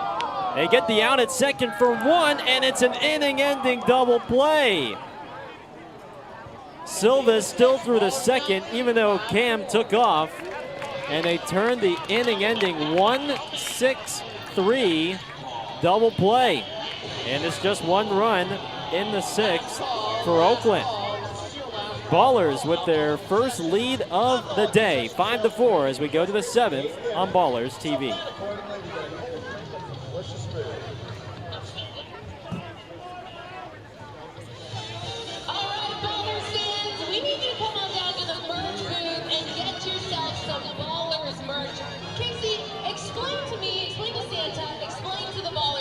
What we got selling today. We have a lot of Christmas treats here, including this hat signed by the Ballers and Santa Claus. Available right now. There's one and there's only one. And then right here, we have packed 3 mystery stockings with the help of Santa. $50, $75, $125.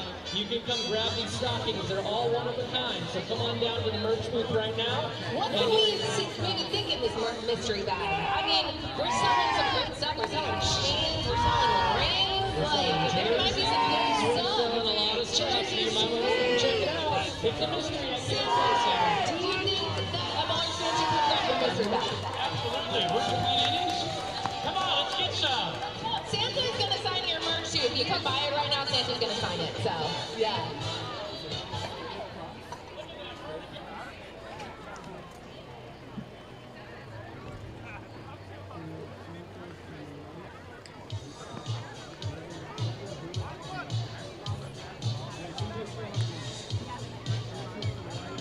Couple defensive changes for the Ballers. Now playing right field, number 9, Eastside Santos. And playing left field, number 11, Davis Druid.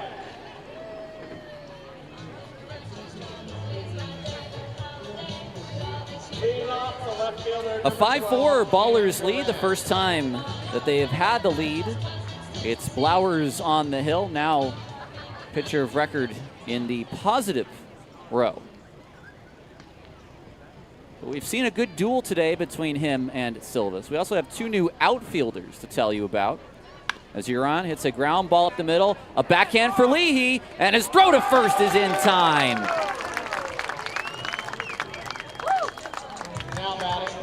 One away. How about the tricky scoop on the short hop? Sorry to cut you off there, Tyler. Oh, good. Here's Devin Dixon.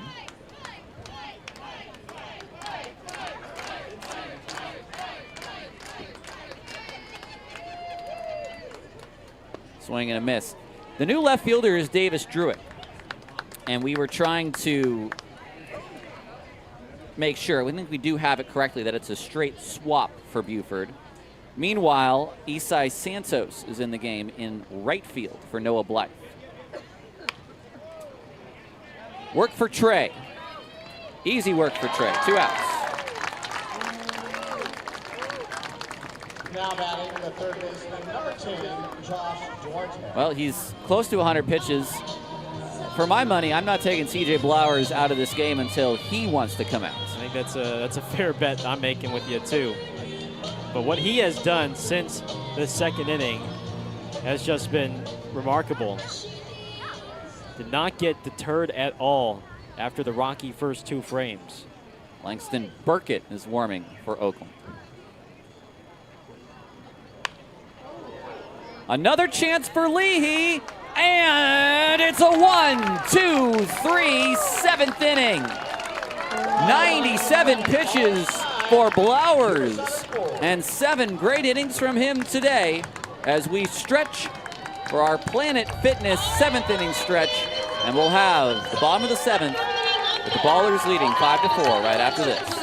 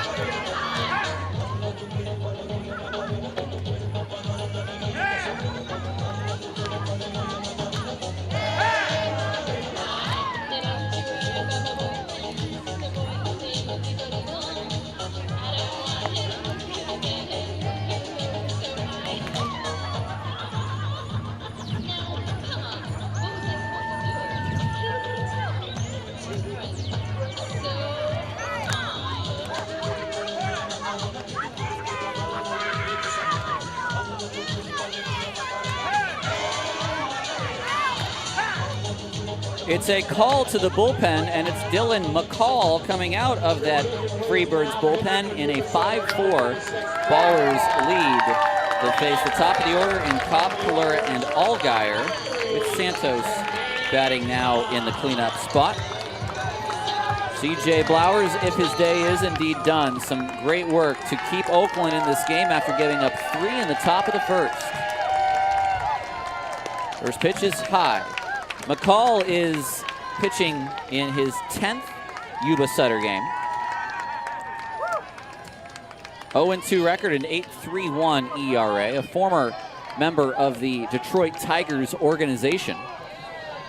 And another Colorado kid out of Fort Collins. Only 22 years old.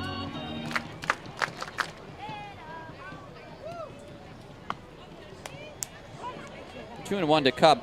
I think all things considered, coming in, looking at the line for Silvas and not really getting to see him this year, for a guy that has sported a 10 ERA for the season so far, I think a pretty impressive outing, all things considered. Yeah, 6 innings, 5 runs, 8 hits, 2 walks, 4 strikeouts. But for 4 of those 6 innings, he was almost unhittable. Just 1 hit, and that was a solo homer from Ibarra.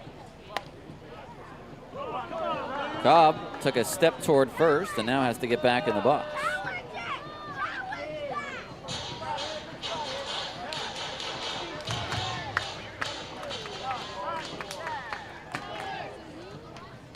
Three-two is stopped at third by Duarte, and he is not able to get Trey Cobb, but wow, what a play by Duarte to even stop that. He threw his body at it again. Wow.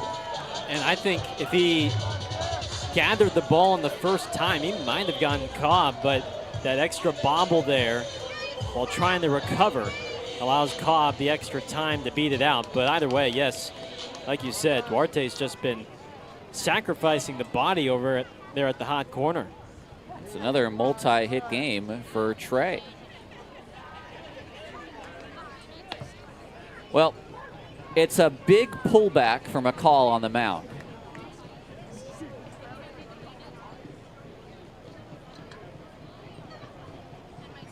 Decent lead for Cobb. Not going, it's high and in. Made his pro debut at the age of 20 with the Florida Complex League Tigers, primarily used out of the bullpen. Struck out 17 in 20 2/3 innings back in 2024. Valera fouls that away. I'd have to believe then a undrafted free agent high school sign. Probably paid him out of his college commitment, very much like Langston Burkett.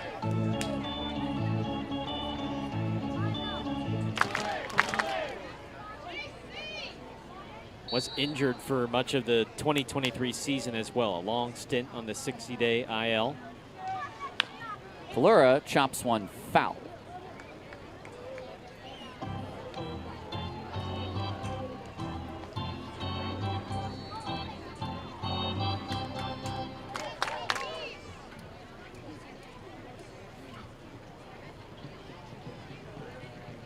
Jaden's been on base twice today, a walk and a single, 1 for 2.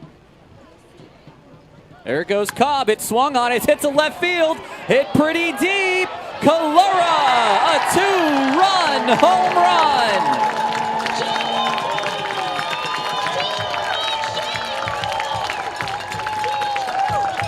It's big fly number 4 for him.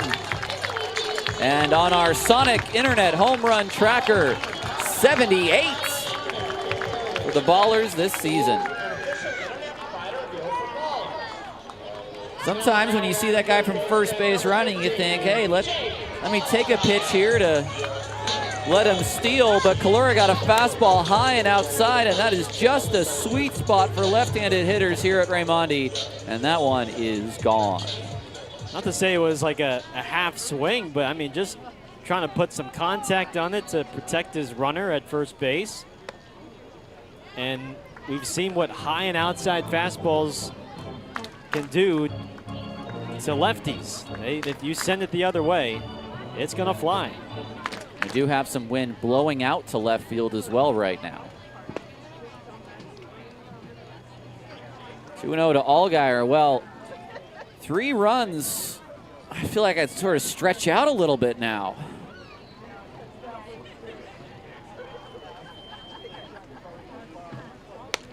Feel like Elaine Bennis driving on the highway. Ooh, wide lanes.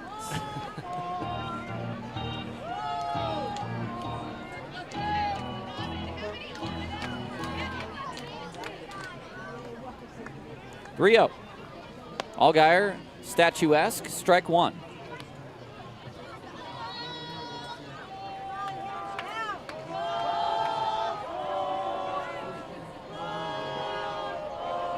Ten hits now for Oakland. They've all come since the 4th.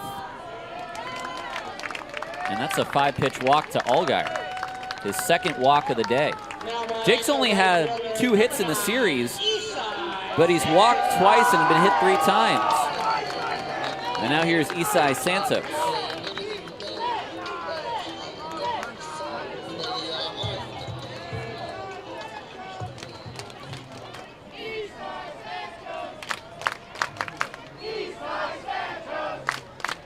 Isai's first pitch is a strike. Santos enters this game hitting .296. 8 home runs for the left-hander. He's driven in 29.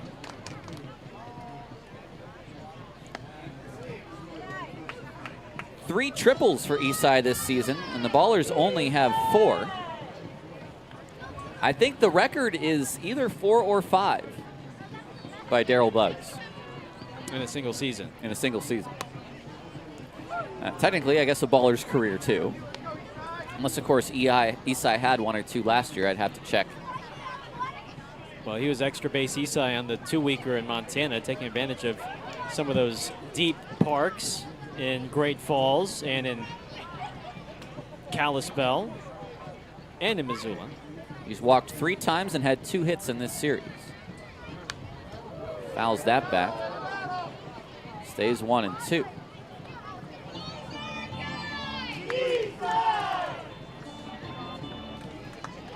Seven unanswered runs since Yuba scored 4 in the first 2 frames.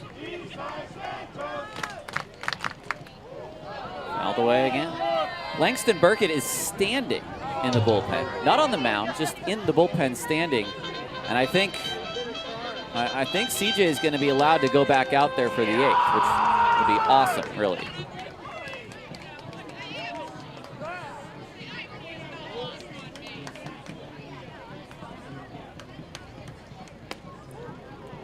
Confident take, 2 and 2.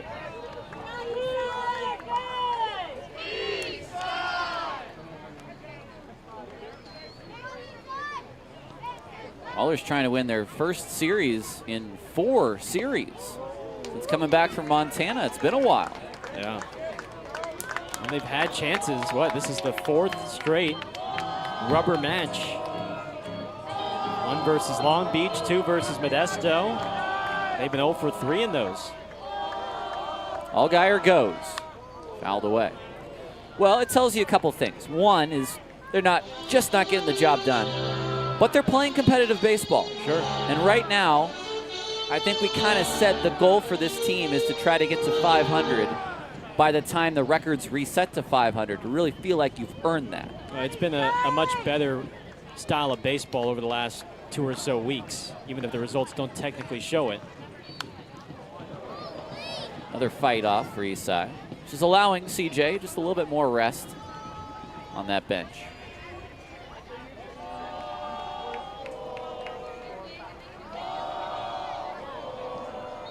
Starting to find some answers with the starting pitching.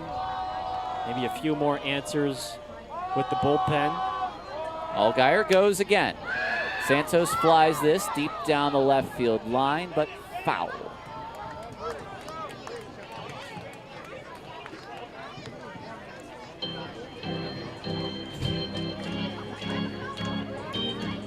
th pitch coming up here.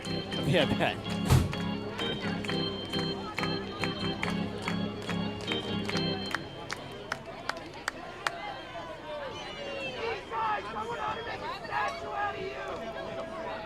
Jake runs again. We'll see a 12th pitch. This is quite a first at bat for Eastside coming off the bench.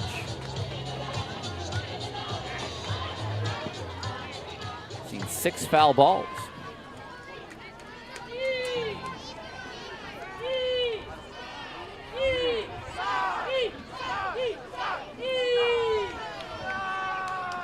Another 3-2. McCall comes set, 10 seconds left on that clock. Allgaier goes again, and again, Santos fouls it back, and Lopez thought he had that baseball. Well, sooner or later, you got to stop sending Jake because he's going to be gassed. Jake's looking over there, and Miles like, give me a break. Give me a breather, Aaron.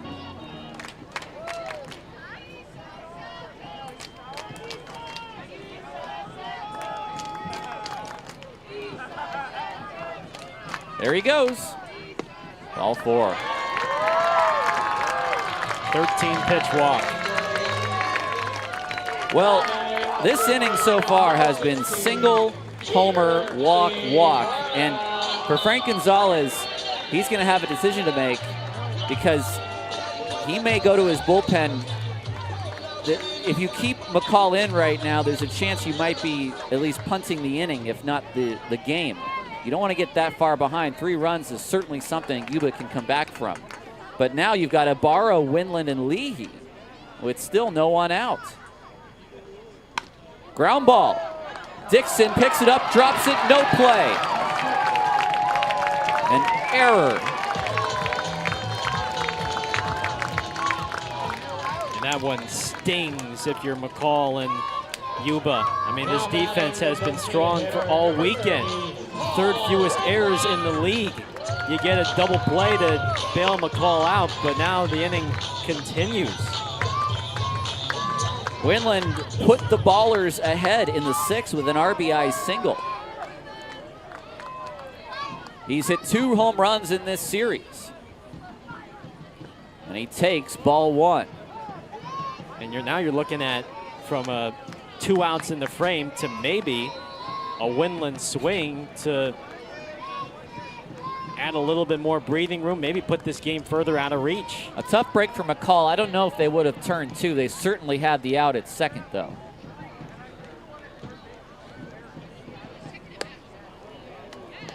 Well, Winland's going to be in a hitter's count now. Here comes Lopez to have a chat. For those interested,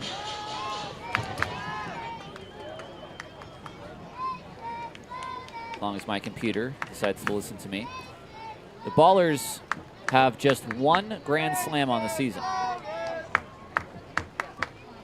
believe that was Jeter. It was Jeter Ibarra. I want to say first series of the year. I believe it was or maybe it was Ricky Tibbett for Long Beach. First homestand, I should say. Yes. First homestand. I just combined all that into one series. Well, it was about 25 days straight at the ballpark with spring training too. So. Yep. It all merged into one those first 2.5 weeks. Well, in a 3-run game, Winland is going to have a green light to try to hit this ball to Prescott Market. And he swung away and got a pitch in the zone, down and in. And again, I would rather see Paul swing at every single pitch that comes to him with the kind of power he has. Time now. Well, he told us he loves hitting at this ballpark. He's someone that has good opposite field power to the left side. 3-1 to Winland, nobody out. It's to left field, it's shallow, and it's caught by the left fielder, who throws to second, and now Allgaier can't get off of third. Well, that worked out for Yuba about as well as anything possibly could have. And now Frank Gonzalez will go to his pen. A huge break for the Freebirds. This is a 3-run ball game after the 2-run shot by Kalura. McCall departs. We'll take a break. 7-4 Oakland.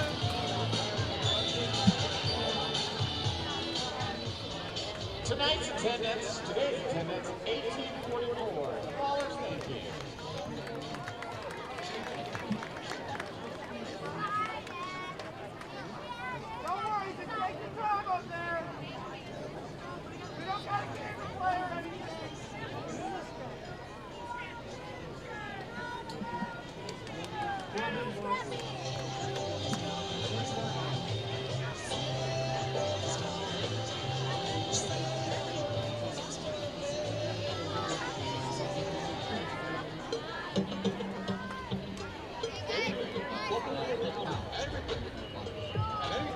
The best thing I've seen in the helmet so far has been the ice cream. Ice cream, sure. I'm a big fan of ice cream. Just because it looks good, but I do enjoy the exploration. Here. Because it's cold and delicious. Like however many IPAs can fit in. A second element filled with food.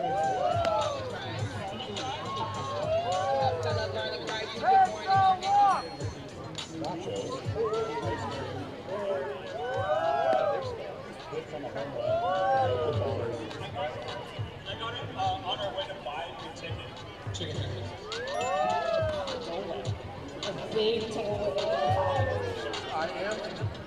by the new filmmaking event. I don't know what you guys talking about.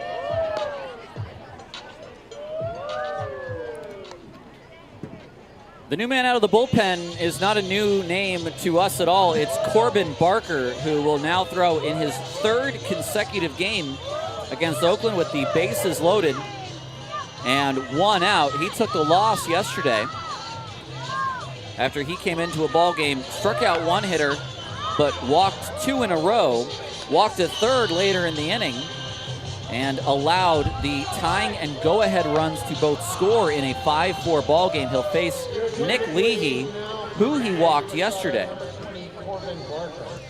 Now, Frank Gonzalez, he usually has a couple of guys in his bullpen that are his go-to guys. In his last season, I'll go back to the Northern Colorado days in 2024. Dalton Ross, 50 games. Carter Linton, 47. Dutch Landis, 45. The first pitch is low. And you were just looking at this year's sheet, Gareth. Yeah, this is already the 21st appearance for Barker. Weiss, who we saw on Friday, 17 appearances. Wolf, we have not seen yet, 19. There's that big, good overhand breaking ball for strike 1. 1-1. And you're thinking, well, why would he be bringing in a guy for a 3rd consecutive game? Well, you do have the off day tomorrow for him to recover. And he also has that. And this is the game right now. Oh, for 100%. This is the game for Yuba. And for Oakland, you padded your 1-run lead with the 2-run shot by Kalura. But can you try to put this game out of reach?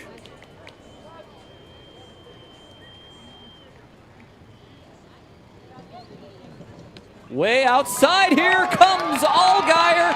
It's going to be a close play, and the ball is dropped. A wild pitch, and another run for Oakland. That was close. I think Jake would have still got the hand in. But a bang play, he would have been safe. And be an earned run for McCall.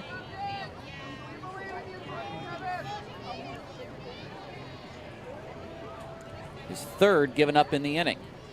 Leahy off the end of the bat. Is this playable? Castaneda over. He's got room. He makes the catch on 1 foot. Now there's 2 away. Now batting the left fielder, number 11, Davis Druick. Comes Druick. He'll take his first at bat since entering the game for Cam Buford in the 7th inning as a defensive replacement.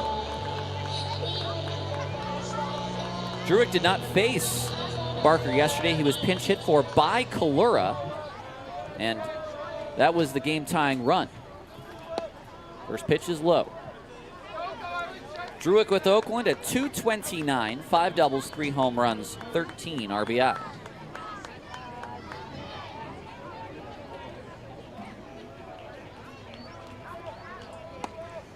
There's a strike. It's a guy who really needs a big hit right now. This will be a big hit for him here. I think if you knock in both here with a base hit, you'll feel pretty good about Oakland's chances. Any other runs in this inning, Santos or Ibarra, would be unearned at this point because of the error that allowed Jeter to reach.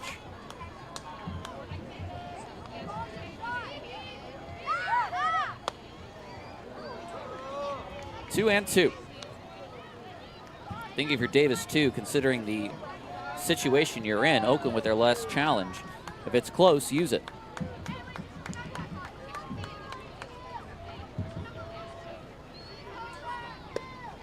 Not close. Well, 3-2 now. Does not have to be a strike. So if Barker wants to try to get Druick to fish, he can. And that is not close.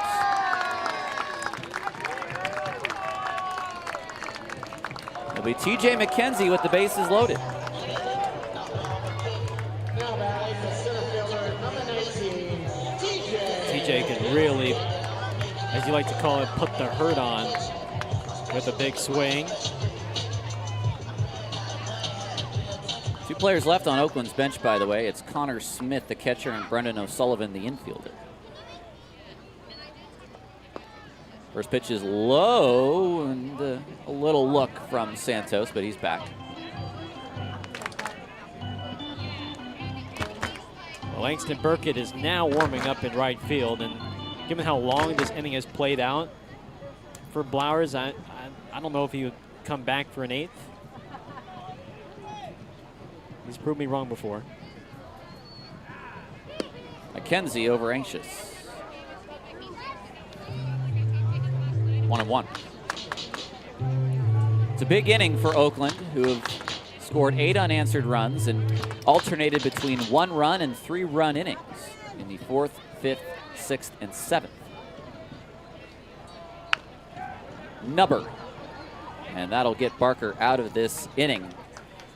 3 runs for the Ballers. They now lead 8-4 as we head to the 8th on Ballers TV.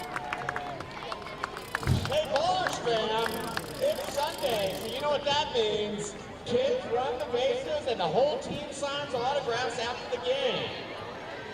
That's right. Okay, it's time for our final rendition of the green and gold contest. It's the Scrappy Dance-Off. This is Aiden and this is Chance representing green and gold. They're going to switch off dancing and then Scrappy's going to decide the winner. Okay, guys?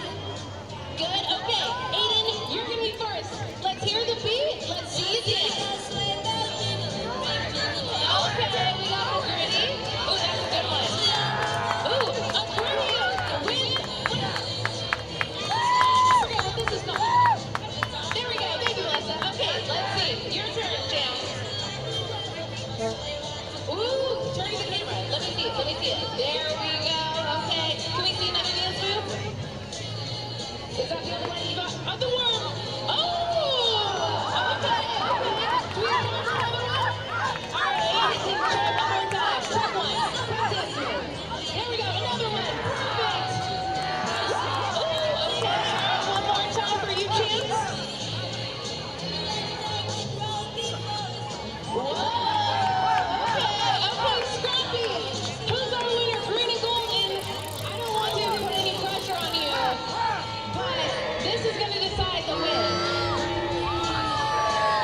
Our winner is Team Green.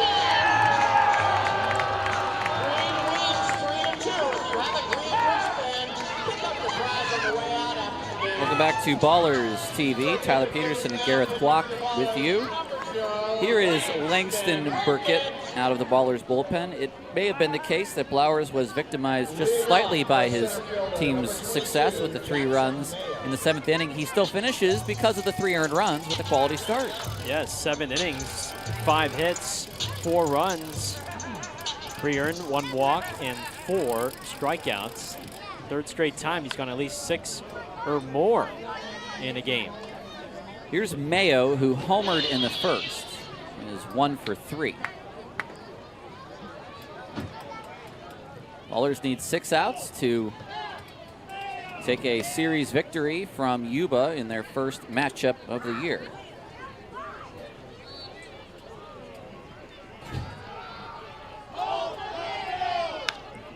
This is in the air to left field. Druitt goes back. Now, come in a few steps. Oh, he dropped it. Well, sun or no sun, it's an E7.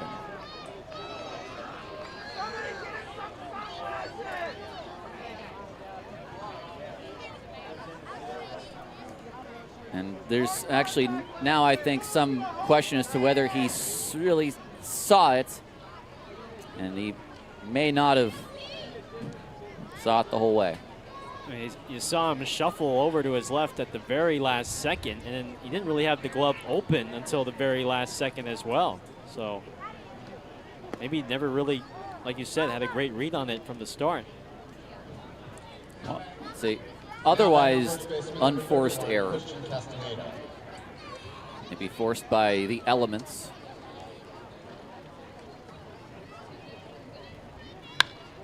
Castaneda to left field.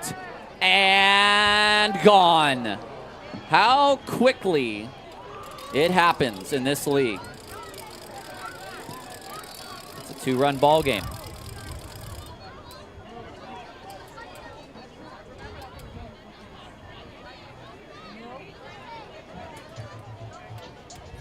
Now batting the right fielder, number 19, Josh Phillips. Well, that may get Matthew Maloney up and working.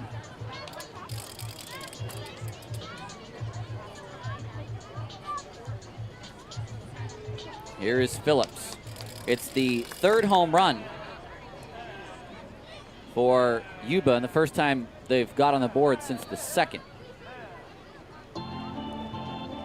Castaneda, his 2nd home run of this series. He's a good player for this Freebirds team. Does he go? Yes. One, I'm slightly surprised that Ricardo didn't call himself. Yeah. Fastball at 93.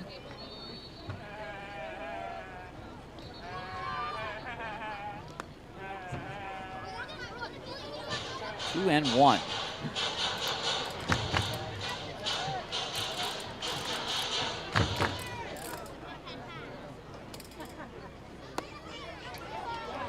Two and two.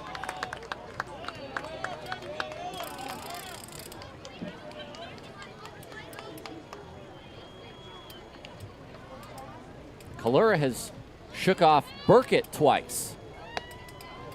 And that fastball's outside. Well, with Burkett, it's a heavy sinker that's going to run to the right-handed batters. A lot of movement.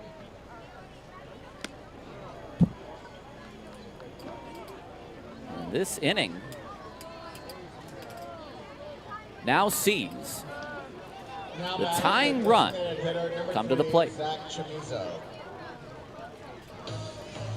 Jimmy Diedrich to have a chat.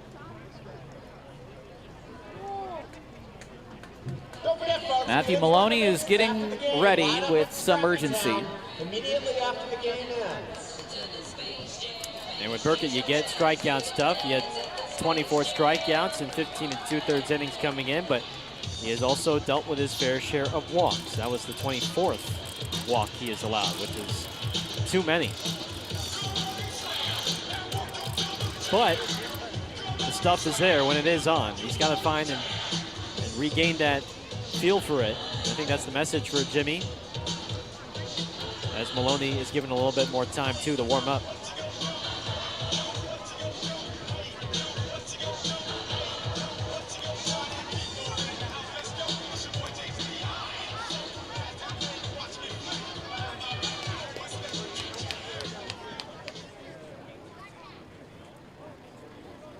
Error has started things out in this inning.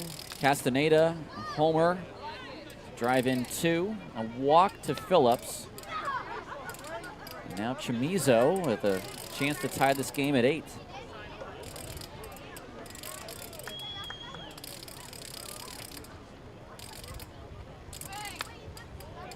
Quick 0-2.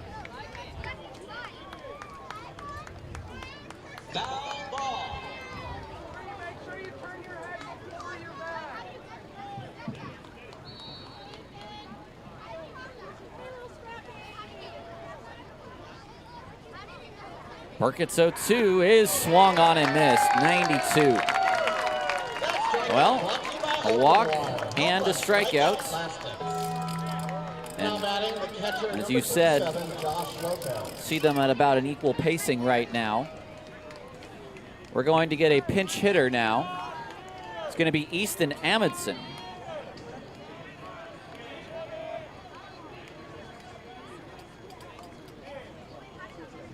A pinch hit for the righty in Lopez.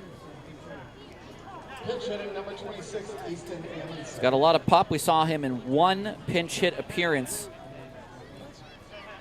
which he flied out to left field on Friday. There goes the runner, and this is going to be a stolen base. Easy steal there. Kalura, he's not even able to catch the ball. I don't think he had him anyway.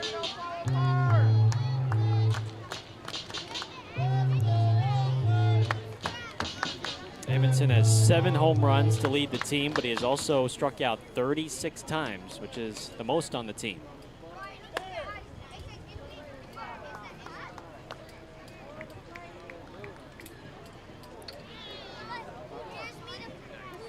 Some of these fastballs are coming out like buckshot right now.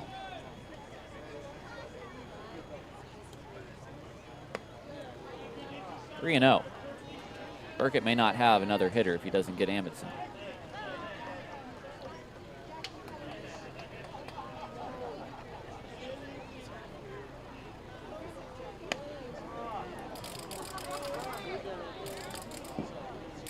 That's it. Now batting, second baseman number 7, Edwin Pagani. Pagani to the plate. Evasive actions for Aaron Miles. It'll be a save situation for Matthew Maloney. We'll take a break and come back.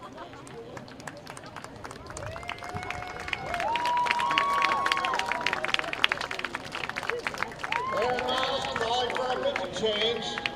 Coming in for the Ballers, number 28, Matthew Maloney. This change brought to you by Barton.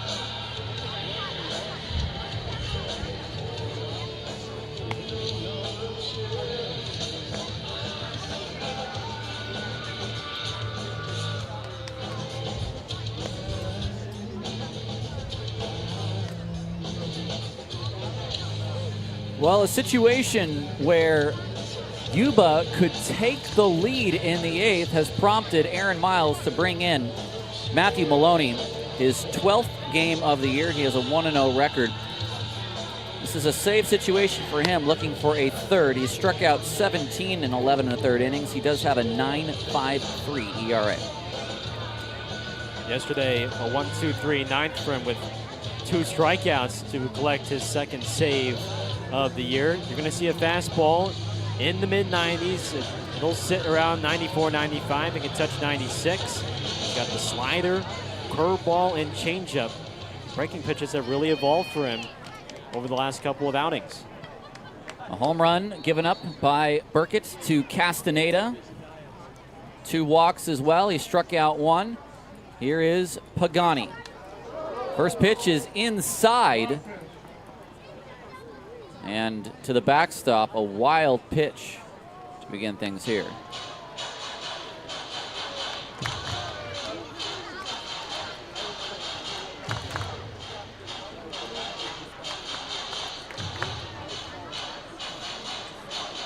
A single now ties this game.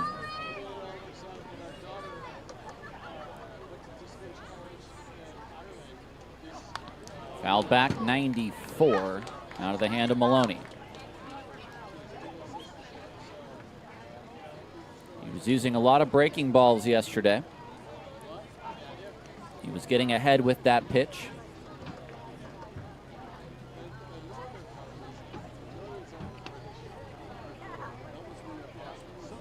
Like that. Back to the mound, looks back the runner, perfect. 2 outs. Well done by Matthew Maloney. It's just as good as a strikeout. You're talking about the breaking balls, Tyler. He gets a breaking ball for Pagani to roll over and didn't speed himself up there to make the play and give Oakland one out of the way from escaping this inning. He's got to get through Cam Uran. He's 0 for 3. First pitch is high. 2 runs in here in the 8th for Yuba. One of them is unearned. If either of those 2 runners come in, they will also be unearned.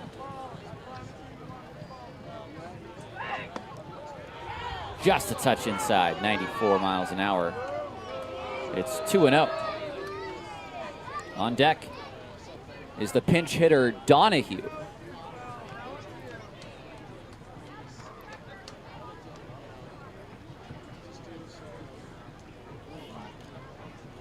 Breaking ball too high, 3-0.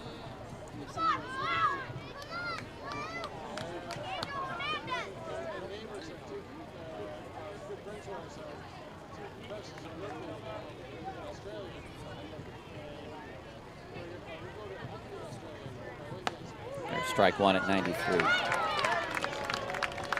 It's an attempt of a 5-out save by Maloney. He's gotten the first. The most important of those 5 is going to be the second. 3-1 inside. Kalura wants to challenge. I like this challenge. Let's see. To review, the call is a confirmed ball. The ballers are out of challenges. Confirmed ball. They're loaded. Uran walks. And here is Jordan Donahue. Donahue will likely stay in this game rather than Amundsen, who hit for Lopez.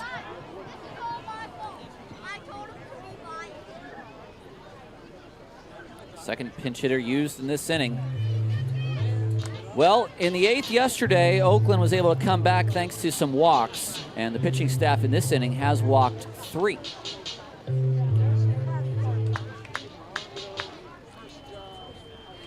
Donahue led off yesterday and was 1 for 5 with a 2-run double down the left field line. And we now have what is so far the at-bat of the ball game. Maloney's first pitch. High and in. Donahue to move the elbow out of the way.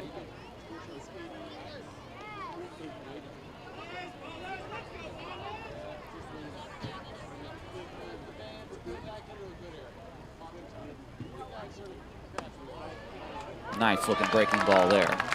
1-1. He does certainly bring a presence to the mound when he steps on. Sure does. Wants the ball in these big moments.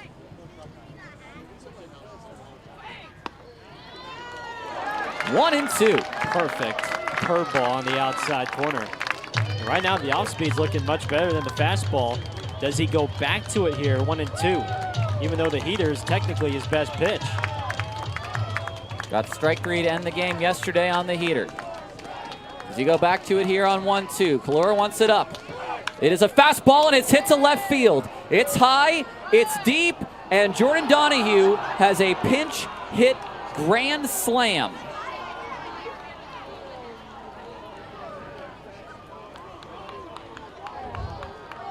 The first 2 runs will be unearned, and the second 2 runs will be team unearned. And the most important part of this is that Yuba has taken a 10-8 lead. It was the fastball, and it was at the top of the zone. And Donahue got there, got to the 94. Shades of Isai Santos and Yuba last year against Mason Bryant. Now a ball hit to right field that Isai has to play on a hop. The 10th batter for the Freebirds. Here's Mayo.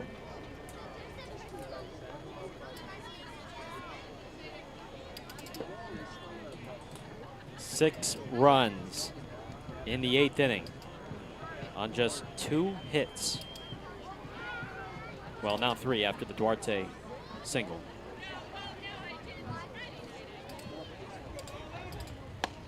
So for Burkett, 4 runs, but 1 earned.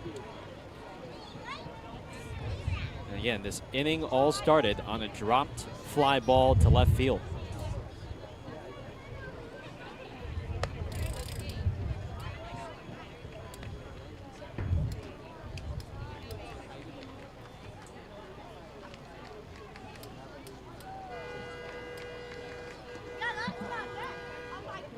One to Mayo. It was his ball hit to left that was dropped. Allgaier, he's got the play. The inning is over. Well work to do for Oakland. They trail by 2 as we head to the bottom of the 8th on Ballers TV.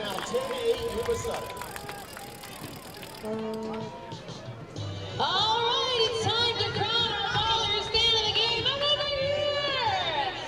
I hear we have a birthday boy in the house named Gideon. Gideon, is that you? We're going to walk over here, Gideon. Oh, Gideon. Hi, Gideon. I'm so sorry. Let's walk this way. Let's walk this way.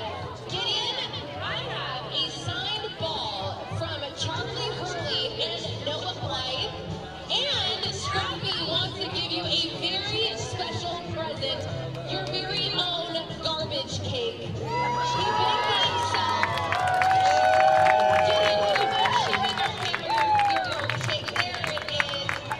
Ballers fans, can we all say happy birthday, Gideon, on 3? 1, 2, 3. Happy birthday, Gideon!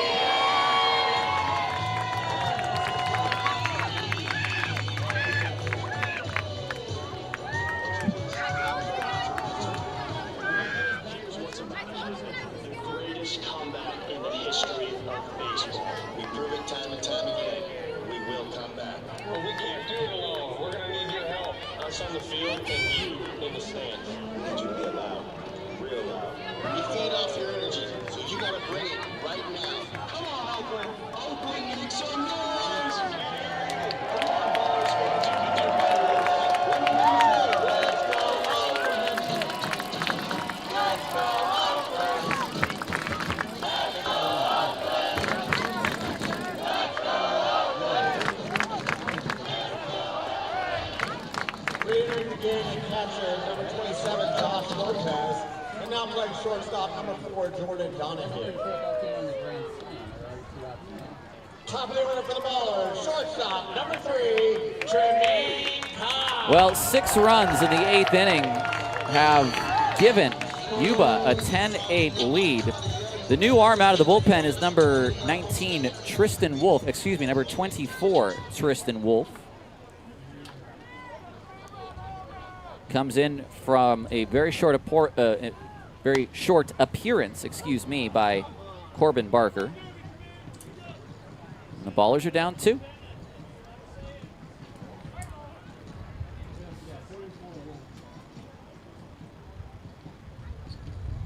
Cobb looks the pitch high and away. 1-1 the count.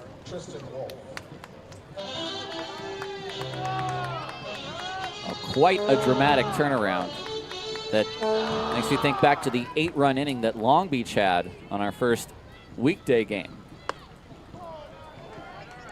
2-1. No challenges for either game. We're playing old school. 9 men to the plate for Oakland in the 7th when they scored 3 times. Cobb had a single. He has 2 hits today, including a 2-run home run. This is popped up, and it's going to be an easy play for the second baseman. Donahue stays in the game. He is at shorts. Lopez, the catcher, is back into the game after Amundsen hit for him.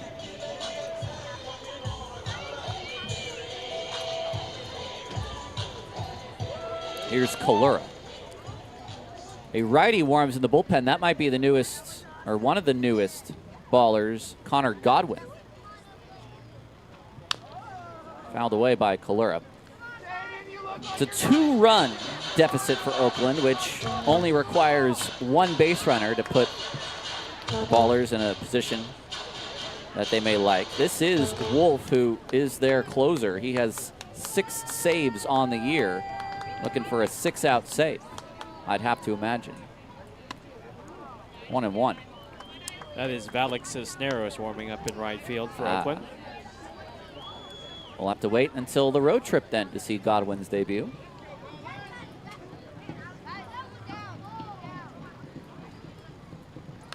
Foul back. Nice swing from Kalura. It's 1-2. Well, it hurts the most for C.J. Blowers, who was looking for his first decision of the year.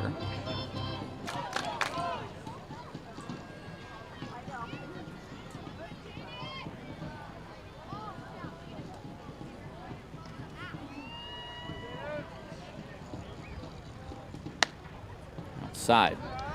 2-2. And with the way CJ pitched, he was awfully deserving of his first win of the season. I mean, there have been plenty of times he's been deserving of wins, but he goes 7 innings of 3 earned run baseball. Check swing, foul.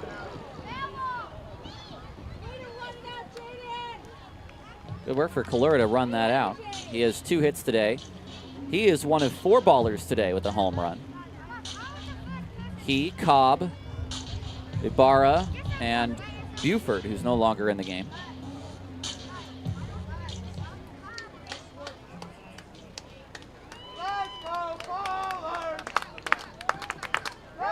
Five outs to find 2 runs, at least.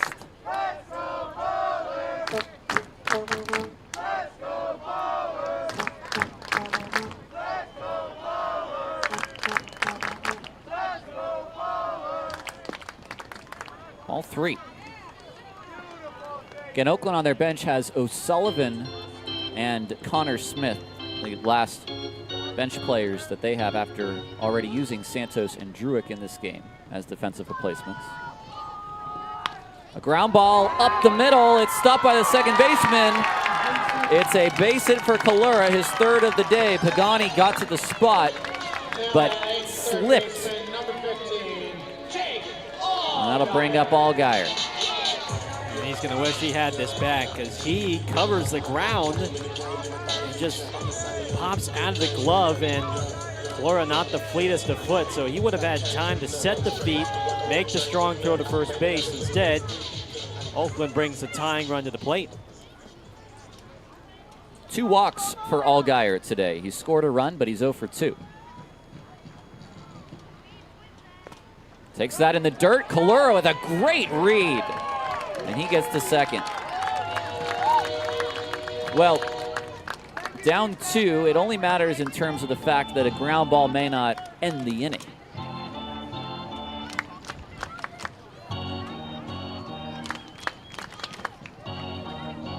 Kalura, who's been in the squad all day, going to test the legs here.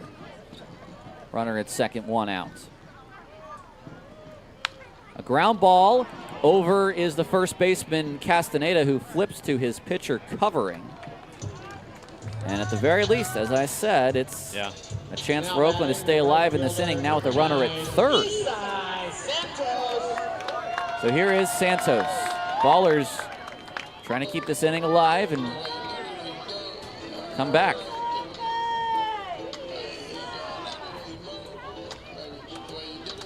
Esai maybe sit on a pitch away. Take it to left field to tie the score. A ground ball for Pagani. And that is going to end the inning. We go to the 9th, 10-8, Yuba leads.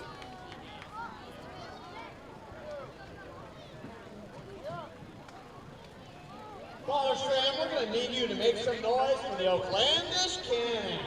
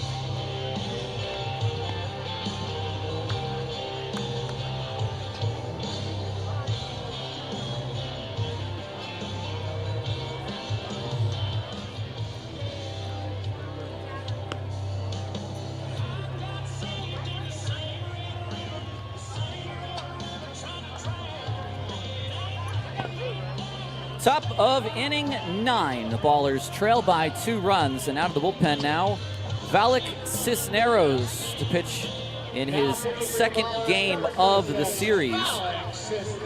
Cisneros, his 15th game. That's most of anyone out of this bullpen, now tied with Langston Burkett after their appearances today. Cisneros an 8.50 ERA. He is 2-0 on the year, 22 Ks and 16 walks in 18 innings. Matthew Maloney goes 2 innings, or excuse me, 2/3 of an inning.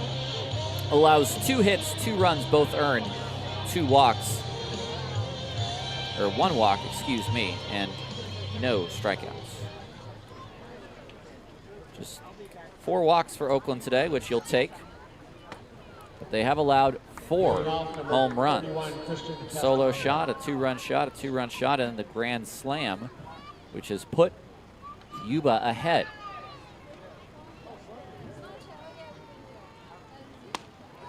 Castaneda looks at that slider, or strike 2. It's only been 4 walks, good on paper, but 3 of them came in 1 inning in that 8th that just unraveled for Oakland. He's off that one.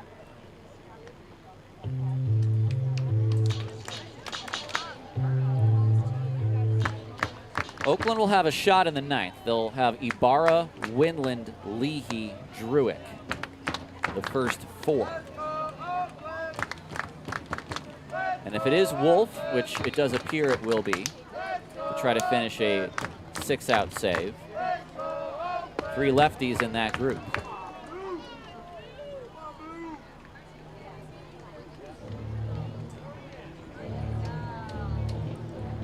Full count to Castaneda.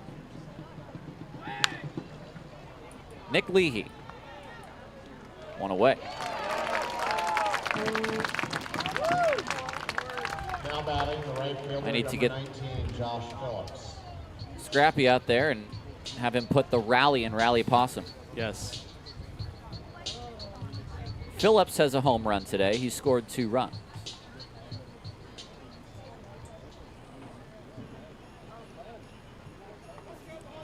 Ballers will head down to Long Beach for their next series. Freebirds will return home and play the Roadsters.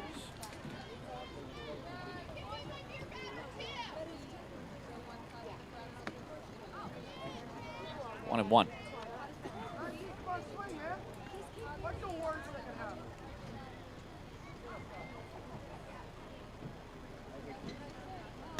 Nice swing, very nice pitch there to get that swing. 1 and 2. Cisneros, mostly a 2-pitch guy. Fastball in the high 80s. Sometimes they'll touch 90. And then a sharp slider.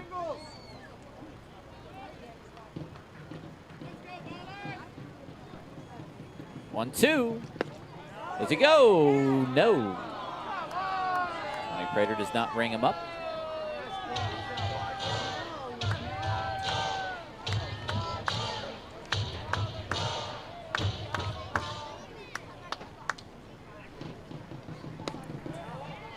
Not that time. See another 3-2 pitch.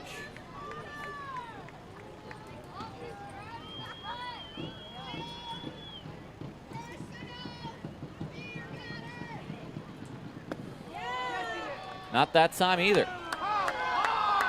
Ball 4.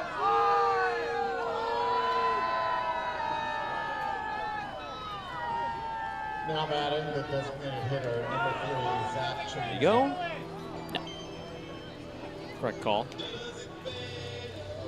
Chamizo is 0 for 4. 2 flyouts, a ground out, and a strikeout. And now a single. Heading the wrong direction is the runner Phillips, and he is out. Wow. What was he doing?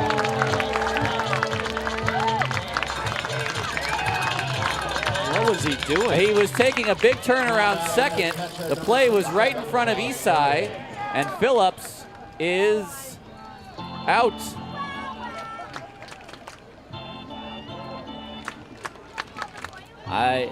Too big a turn. I don't know if he picked up Robbie Bales late, but that was not a ball to go first to third on. First pitch low to Lopez. This just hit too hard for him to even consider taking that wide of a turn. To left, Druick makes the catch. We go to the ninth. 2 to tie and 3 to go home on Ballers TV. Ballers need a couple to tie things up.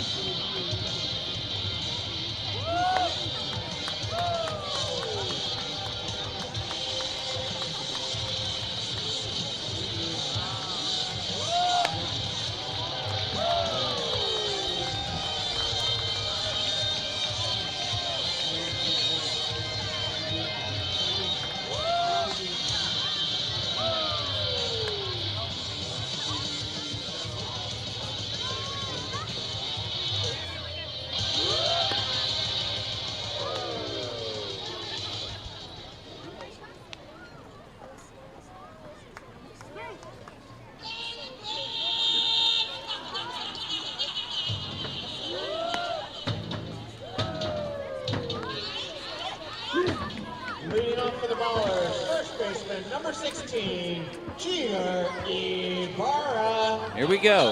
Bottom of the ninth. Ballers down by 2. It'll be Ibarra and then Winland and Leahy face off against Tristan Wolf. Wolf halfway home for his 7th save of the year, his 2nd inning on the mound. Ibarra takes a strike at the knees. In the 8th, he allowed just a single to Kalura, which was an infield single, and got 3 groundouts. A ground ball. Castaneda has it go over him. That's got to be a base hit. All right. A little bit of Angels in the infield there. And now O'Sullivan will run for him.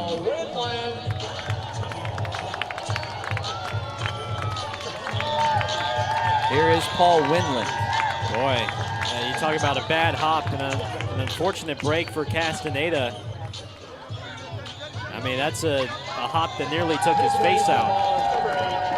Well, 5 ground balls allowed by the pitcher Wolf.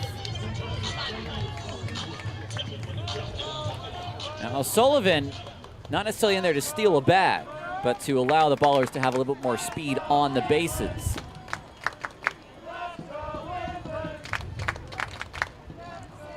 Winland takes outside. Oakland's going to have their shot now with the tying run at the plates.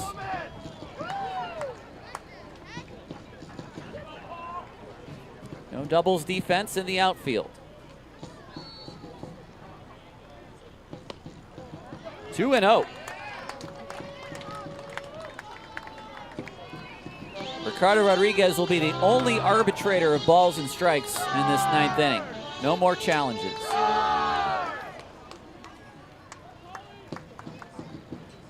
Winland might take a big swing here. It's nowhere close.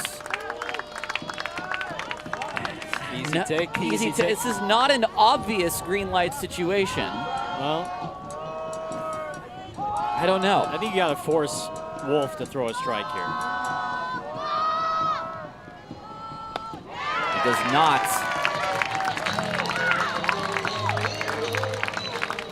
Now battling the second baseman, number 23. Here we go again.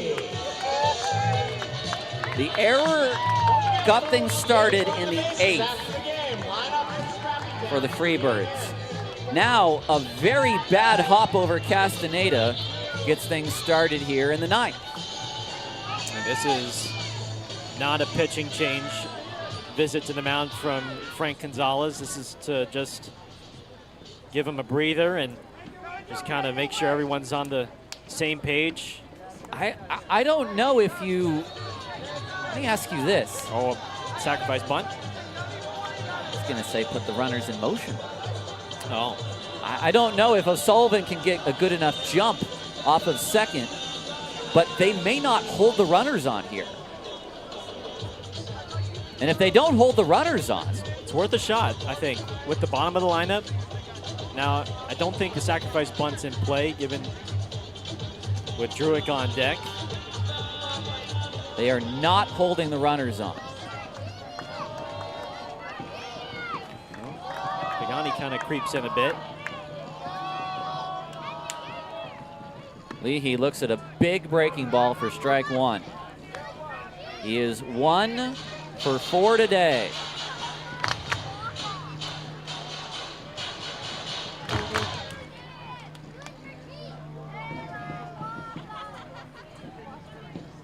He hits a ball high and deep, and Merry Christmas!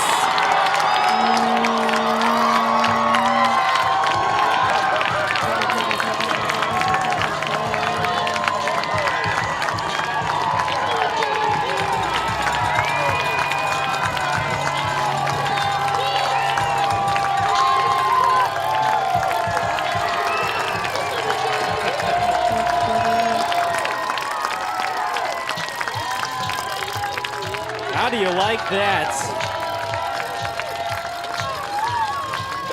I'll tell you what, Nick Leahy's hit the ball hard a couple times today. He had only 1 hit to show for it, but you give him a hanging slider, middle away. Wolf wanted this pitch a little bit more outside, and Nick Leahy jumped all over it. The 79th home run on our Ballers home run tracker presented by Sonic Internet. And it's a rubber match victory. Let's head down to the field where Aubrey Tolliver is standing by with tonight's hero, Mr. Nick Leahy. Closed 30 minutes after the game, so if you're going to the Prescott Market, make sure to move your car. Kids, run the bases.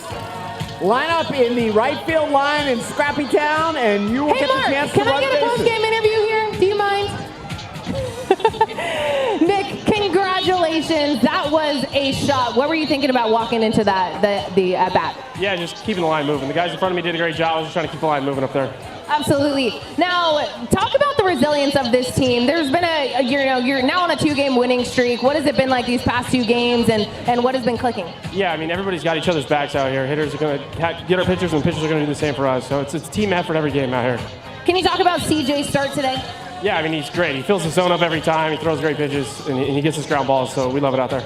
All right, Nick, we're going to give you the Prop Chicken player of the game. That is your gift card. We're also going to talk to CJ if you have time. CJ, never mind. We're not going to talk to CJ. Thank you, Nick. Appreciate it.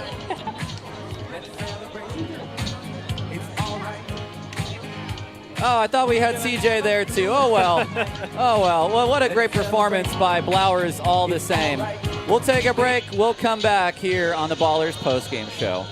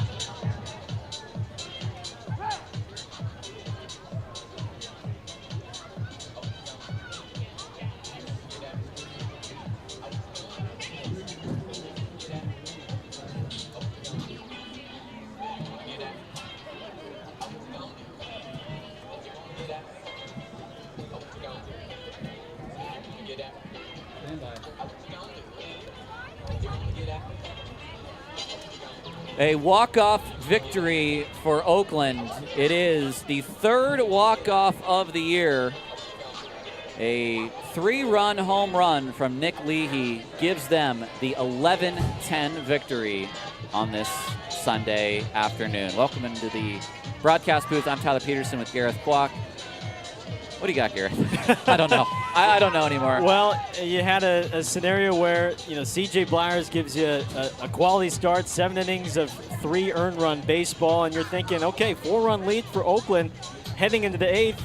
They're going to be able to clinch this rubber match, with a little bit of cruise control, and that, of course, was not the case. 6 runs for Yuba on 5 free bases, including a grand slam from Jordan Donahue, but as we've seen throughout the course of the season, there's one theme that stayed consistent, and this offense just fights, man. They fight, and you get 3 base runners on in the 9th inning. Nick Leahy walks it off with a 3-run shot to left center field. Again, they fought back from 3 to start the series against Modesto, forced the knockout round tiebreaker that Tremaine Cobb won, and here you face another deficit by down 2 in the 9th, score 3 again in the 9th. There's just no deficit that you really feel like they're truly out of. And with last year's team, it really felt like no matter where it was in the game that they had a shot. This year we have seen that not necessarily always come true. In fact, this year they've even been ahead late many times when they've given up the lead. Tonight, they have the last laugh. Aaron Miles tried to push all the right buttons, brought in his closer when he wanted to. Maloney gives up the grand slam. You're thinking, well, Maloney will take the loss. All right, Barker will take the win. Wolf the save. No, it's Cisneros the win now, 3-0. Wolf the loss, 1-2. The Christmas miracle hop over Castaneda. You bet. To get it started with Ibarra. Winland drew a nice walk, and then Leahy watched one breaking ball and crushed the other. A 3-run home run to give Oakland its first series in a while. And listen, 15-21 would not have tasted very good. 16-20 looks a lot better. Gives you some momentum going into now a 6-game road stand. You have 12 games left. And again, under 500 by 4 games, if you can go 8-4 in the next 2 weeks, which right now is a bit of an ask.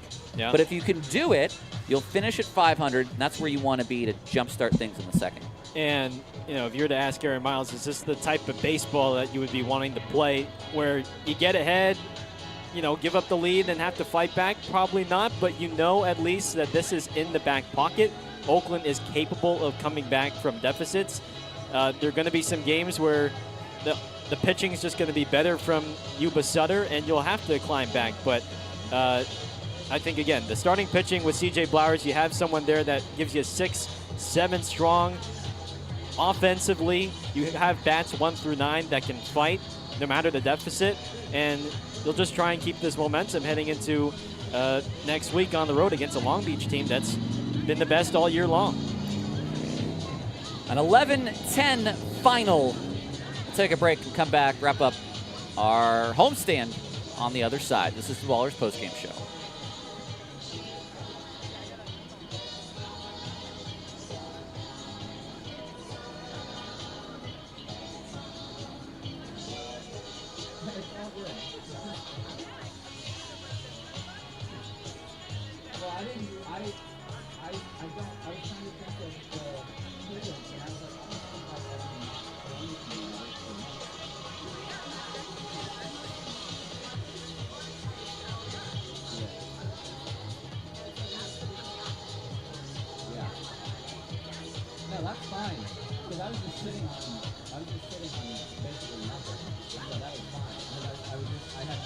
I pressed the button, Marcus stopped, and I was like, all right, I'm going to let it go.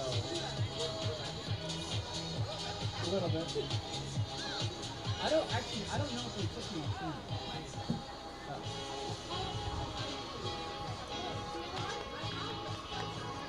Good. No, I'm saying, I don't know if team took you. I don't think anyone took you. No, until you actually start. So I think you are all right.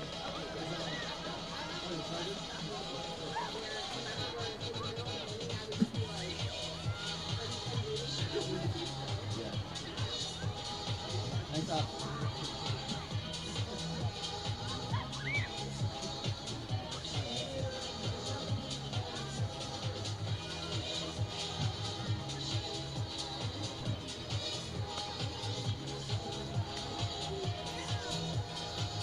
An 11-10 final here in Oakland. Some of the big plays you're seeing on the screen right now. No bigger than this right there. A deep fly ball to center field, left center field, some 383 feet. And Nick Leahy, who's had big moments for Oakland in the 2 years he's been there, a walk-off home run, his 6th of the year. And it gives Oakland the 11-10 final. Let's look at how the rest of the league fared. It was a walk-off in Glacier, a 2-run double by Hornum. The Range Riders beat the Mobiles 8-7. A win for the home team in Idaho Falls, 12-10. Chuckers now have won, 3 or 4 games in a row here. Yeah, they've played some much better baseball as of late. The Raptors, 16-10 winners over Great Falls, and Modesto an 8-6 win over Long Beach. So all the home teams win on the final game of the series.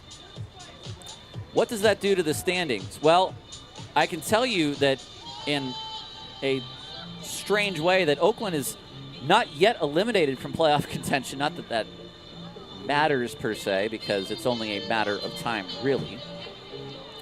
They are 12 back of the Long Beach coast. So if Oakland wins its next 12 and Long Beach loses its next 12, they are in. Now, from a practical standpoint, the Ballers are out of contention. The Mustangs temporarily have it's not even a half-game lead, it's a percentage lead on Long Beach at 27-7 instead of 28-8 for the top 2 spots. So effectively just tied for that top spot. Range Riders are 6 back. Modesto and Ogden both 7 back. And really those are the only 3 teams who are still in contention.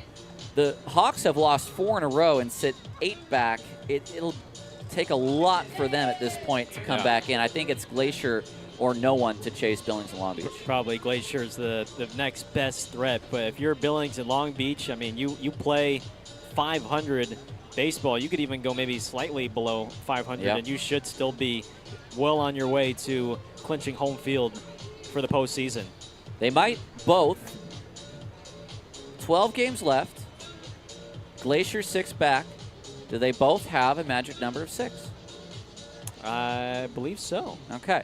So it's only a matter of days then. Yeah.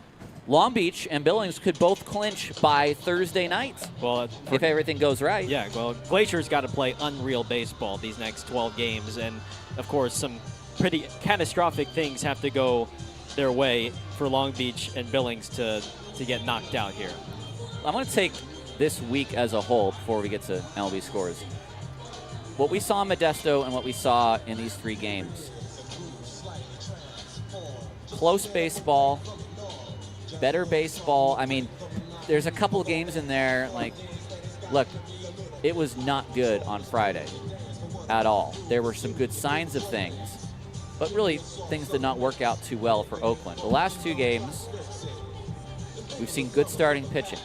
Yeah. And we saw good starting pitching in Modesto as well. That's my takeaway from this week, I think. Yeah, I mean, you take away, Friday, I think? There were 5... Unless you want to say Plunkett was a starting pitcher. Yeah. I mean, you take away that, the cricketer, 5 guys that all put up very respectable outings, and some that even went above and beyond. And, you combine that with the bats. There was even, one of the games where defensively it wasn't all that strong. Today, the 8th inning sort of spiraled because of bad defense. But you've been putting all these pieces together for the most part, maybe 2 out of the 3, or, the pitching and the hitting, then the hitting and the defense, but the pitching's not there. So we've seen it all come together at some point. Now can they just, put the pieces together and make a more competitive run. We're starting to see that, and we've seen that in this week. All right, let's take a look around Major League Baseball. What are our scores today? All right, well, we begin with the A's down in Anaheim. They fell to the Angels 4-1. Joey Meneses drove in the lone run for the A's. Aaron Savali took the loss with 5 innings. Joey Meneses? Joey, yeah. Well, this is what I get for not paying as close attention as I should, or get to with a I think he was just a baseball job. Called up from Las Vegas a couple days ago. Okay. Giants win 3-2 over the Braves. Robbie Ray threw 8 innings and allowed no earned runs. Struck out 2. And the Giants win 3-2. I believe they took the series. They over did the with Braves. the win yesterday as Yes. Nationals defeat the Orioles 6-4. Yankees and Red Sox will get going in a few minutes on Sunday Night Baseball. Pirates take down the Reds 9-4. Rangers 1-run win over the Blue Jays 3-2. Astros win in 10 over the Tigers 7-5 thanks to a 4-run 10th. The Guardians hold off the Mariners 6-5. Rays defeat the D-backs 5-1. Phillies stay hot. They win 5-4 over the Mets. Twins 1-run winners over the Rockies 3-2. Royals 1-run winners over the White Sox 5-4. A lot of 1-run wins. Cubs win over the Brewers 4-3 in 10. Cardinals 2-1 over the Marlins, and the Dodgers defeated the Padres 4-2. Well, we've enjoyed having you on this short 3-game homestand. A homestand and a series that the Ballers take 2 games to 3. I want to thank Gareth Kwok, who's been alongside all weekend. I want to thank Nico down in Argentina, who I'm sure is getting ready for a huge matchup against Cape Verde this week in the round of 32. The final score of today's game, 11-10. The Ballers walk it off on our Christmas in June celebration. I will see you in a week's time on Tuesday, July the 7th. The next Ballers broadcast will be from Long Beach on our YouTube channel with Gareth. 3 games against the Coast, and then 3 games on the weekend with the Modesto Roadsters as part of the league's 4th of July series. I'll catch you next week. Again, the final score, Ballers 11, Yuba-Sutter 10. Enjoy the rest of your Sunday afternoon.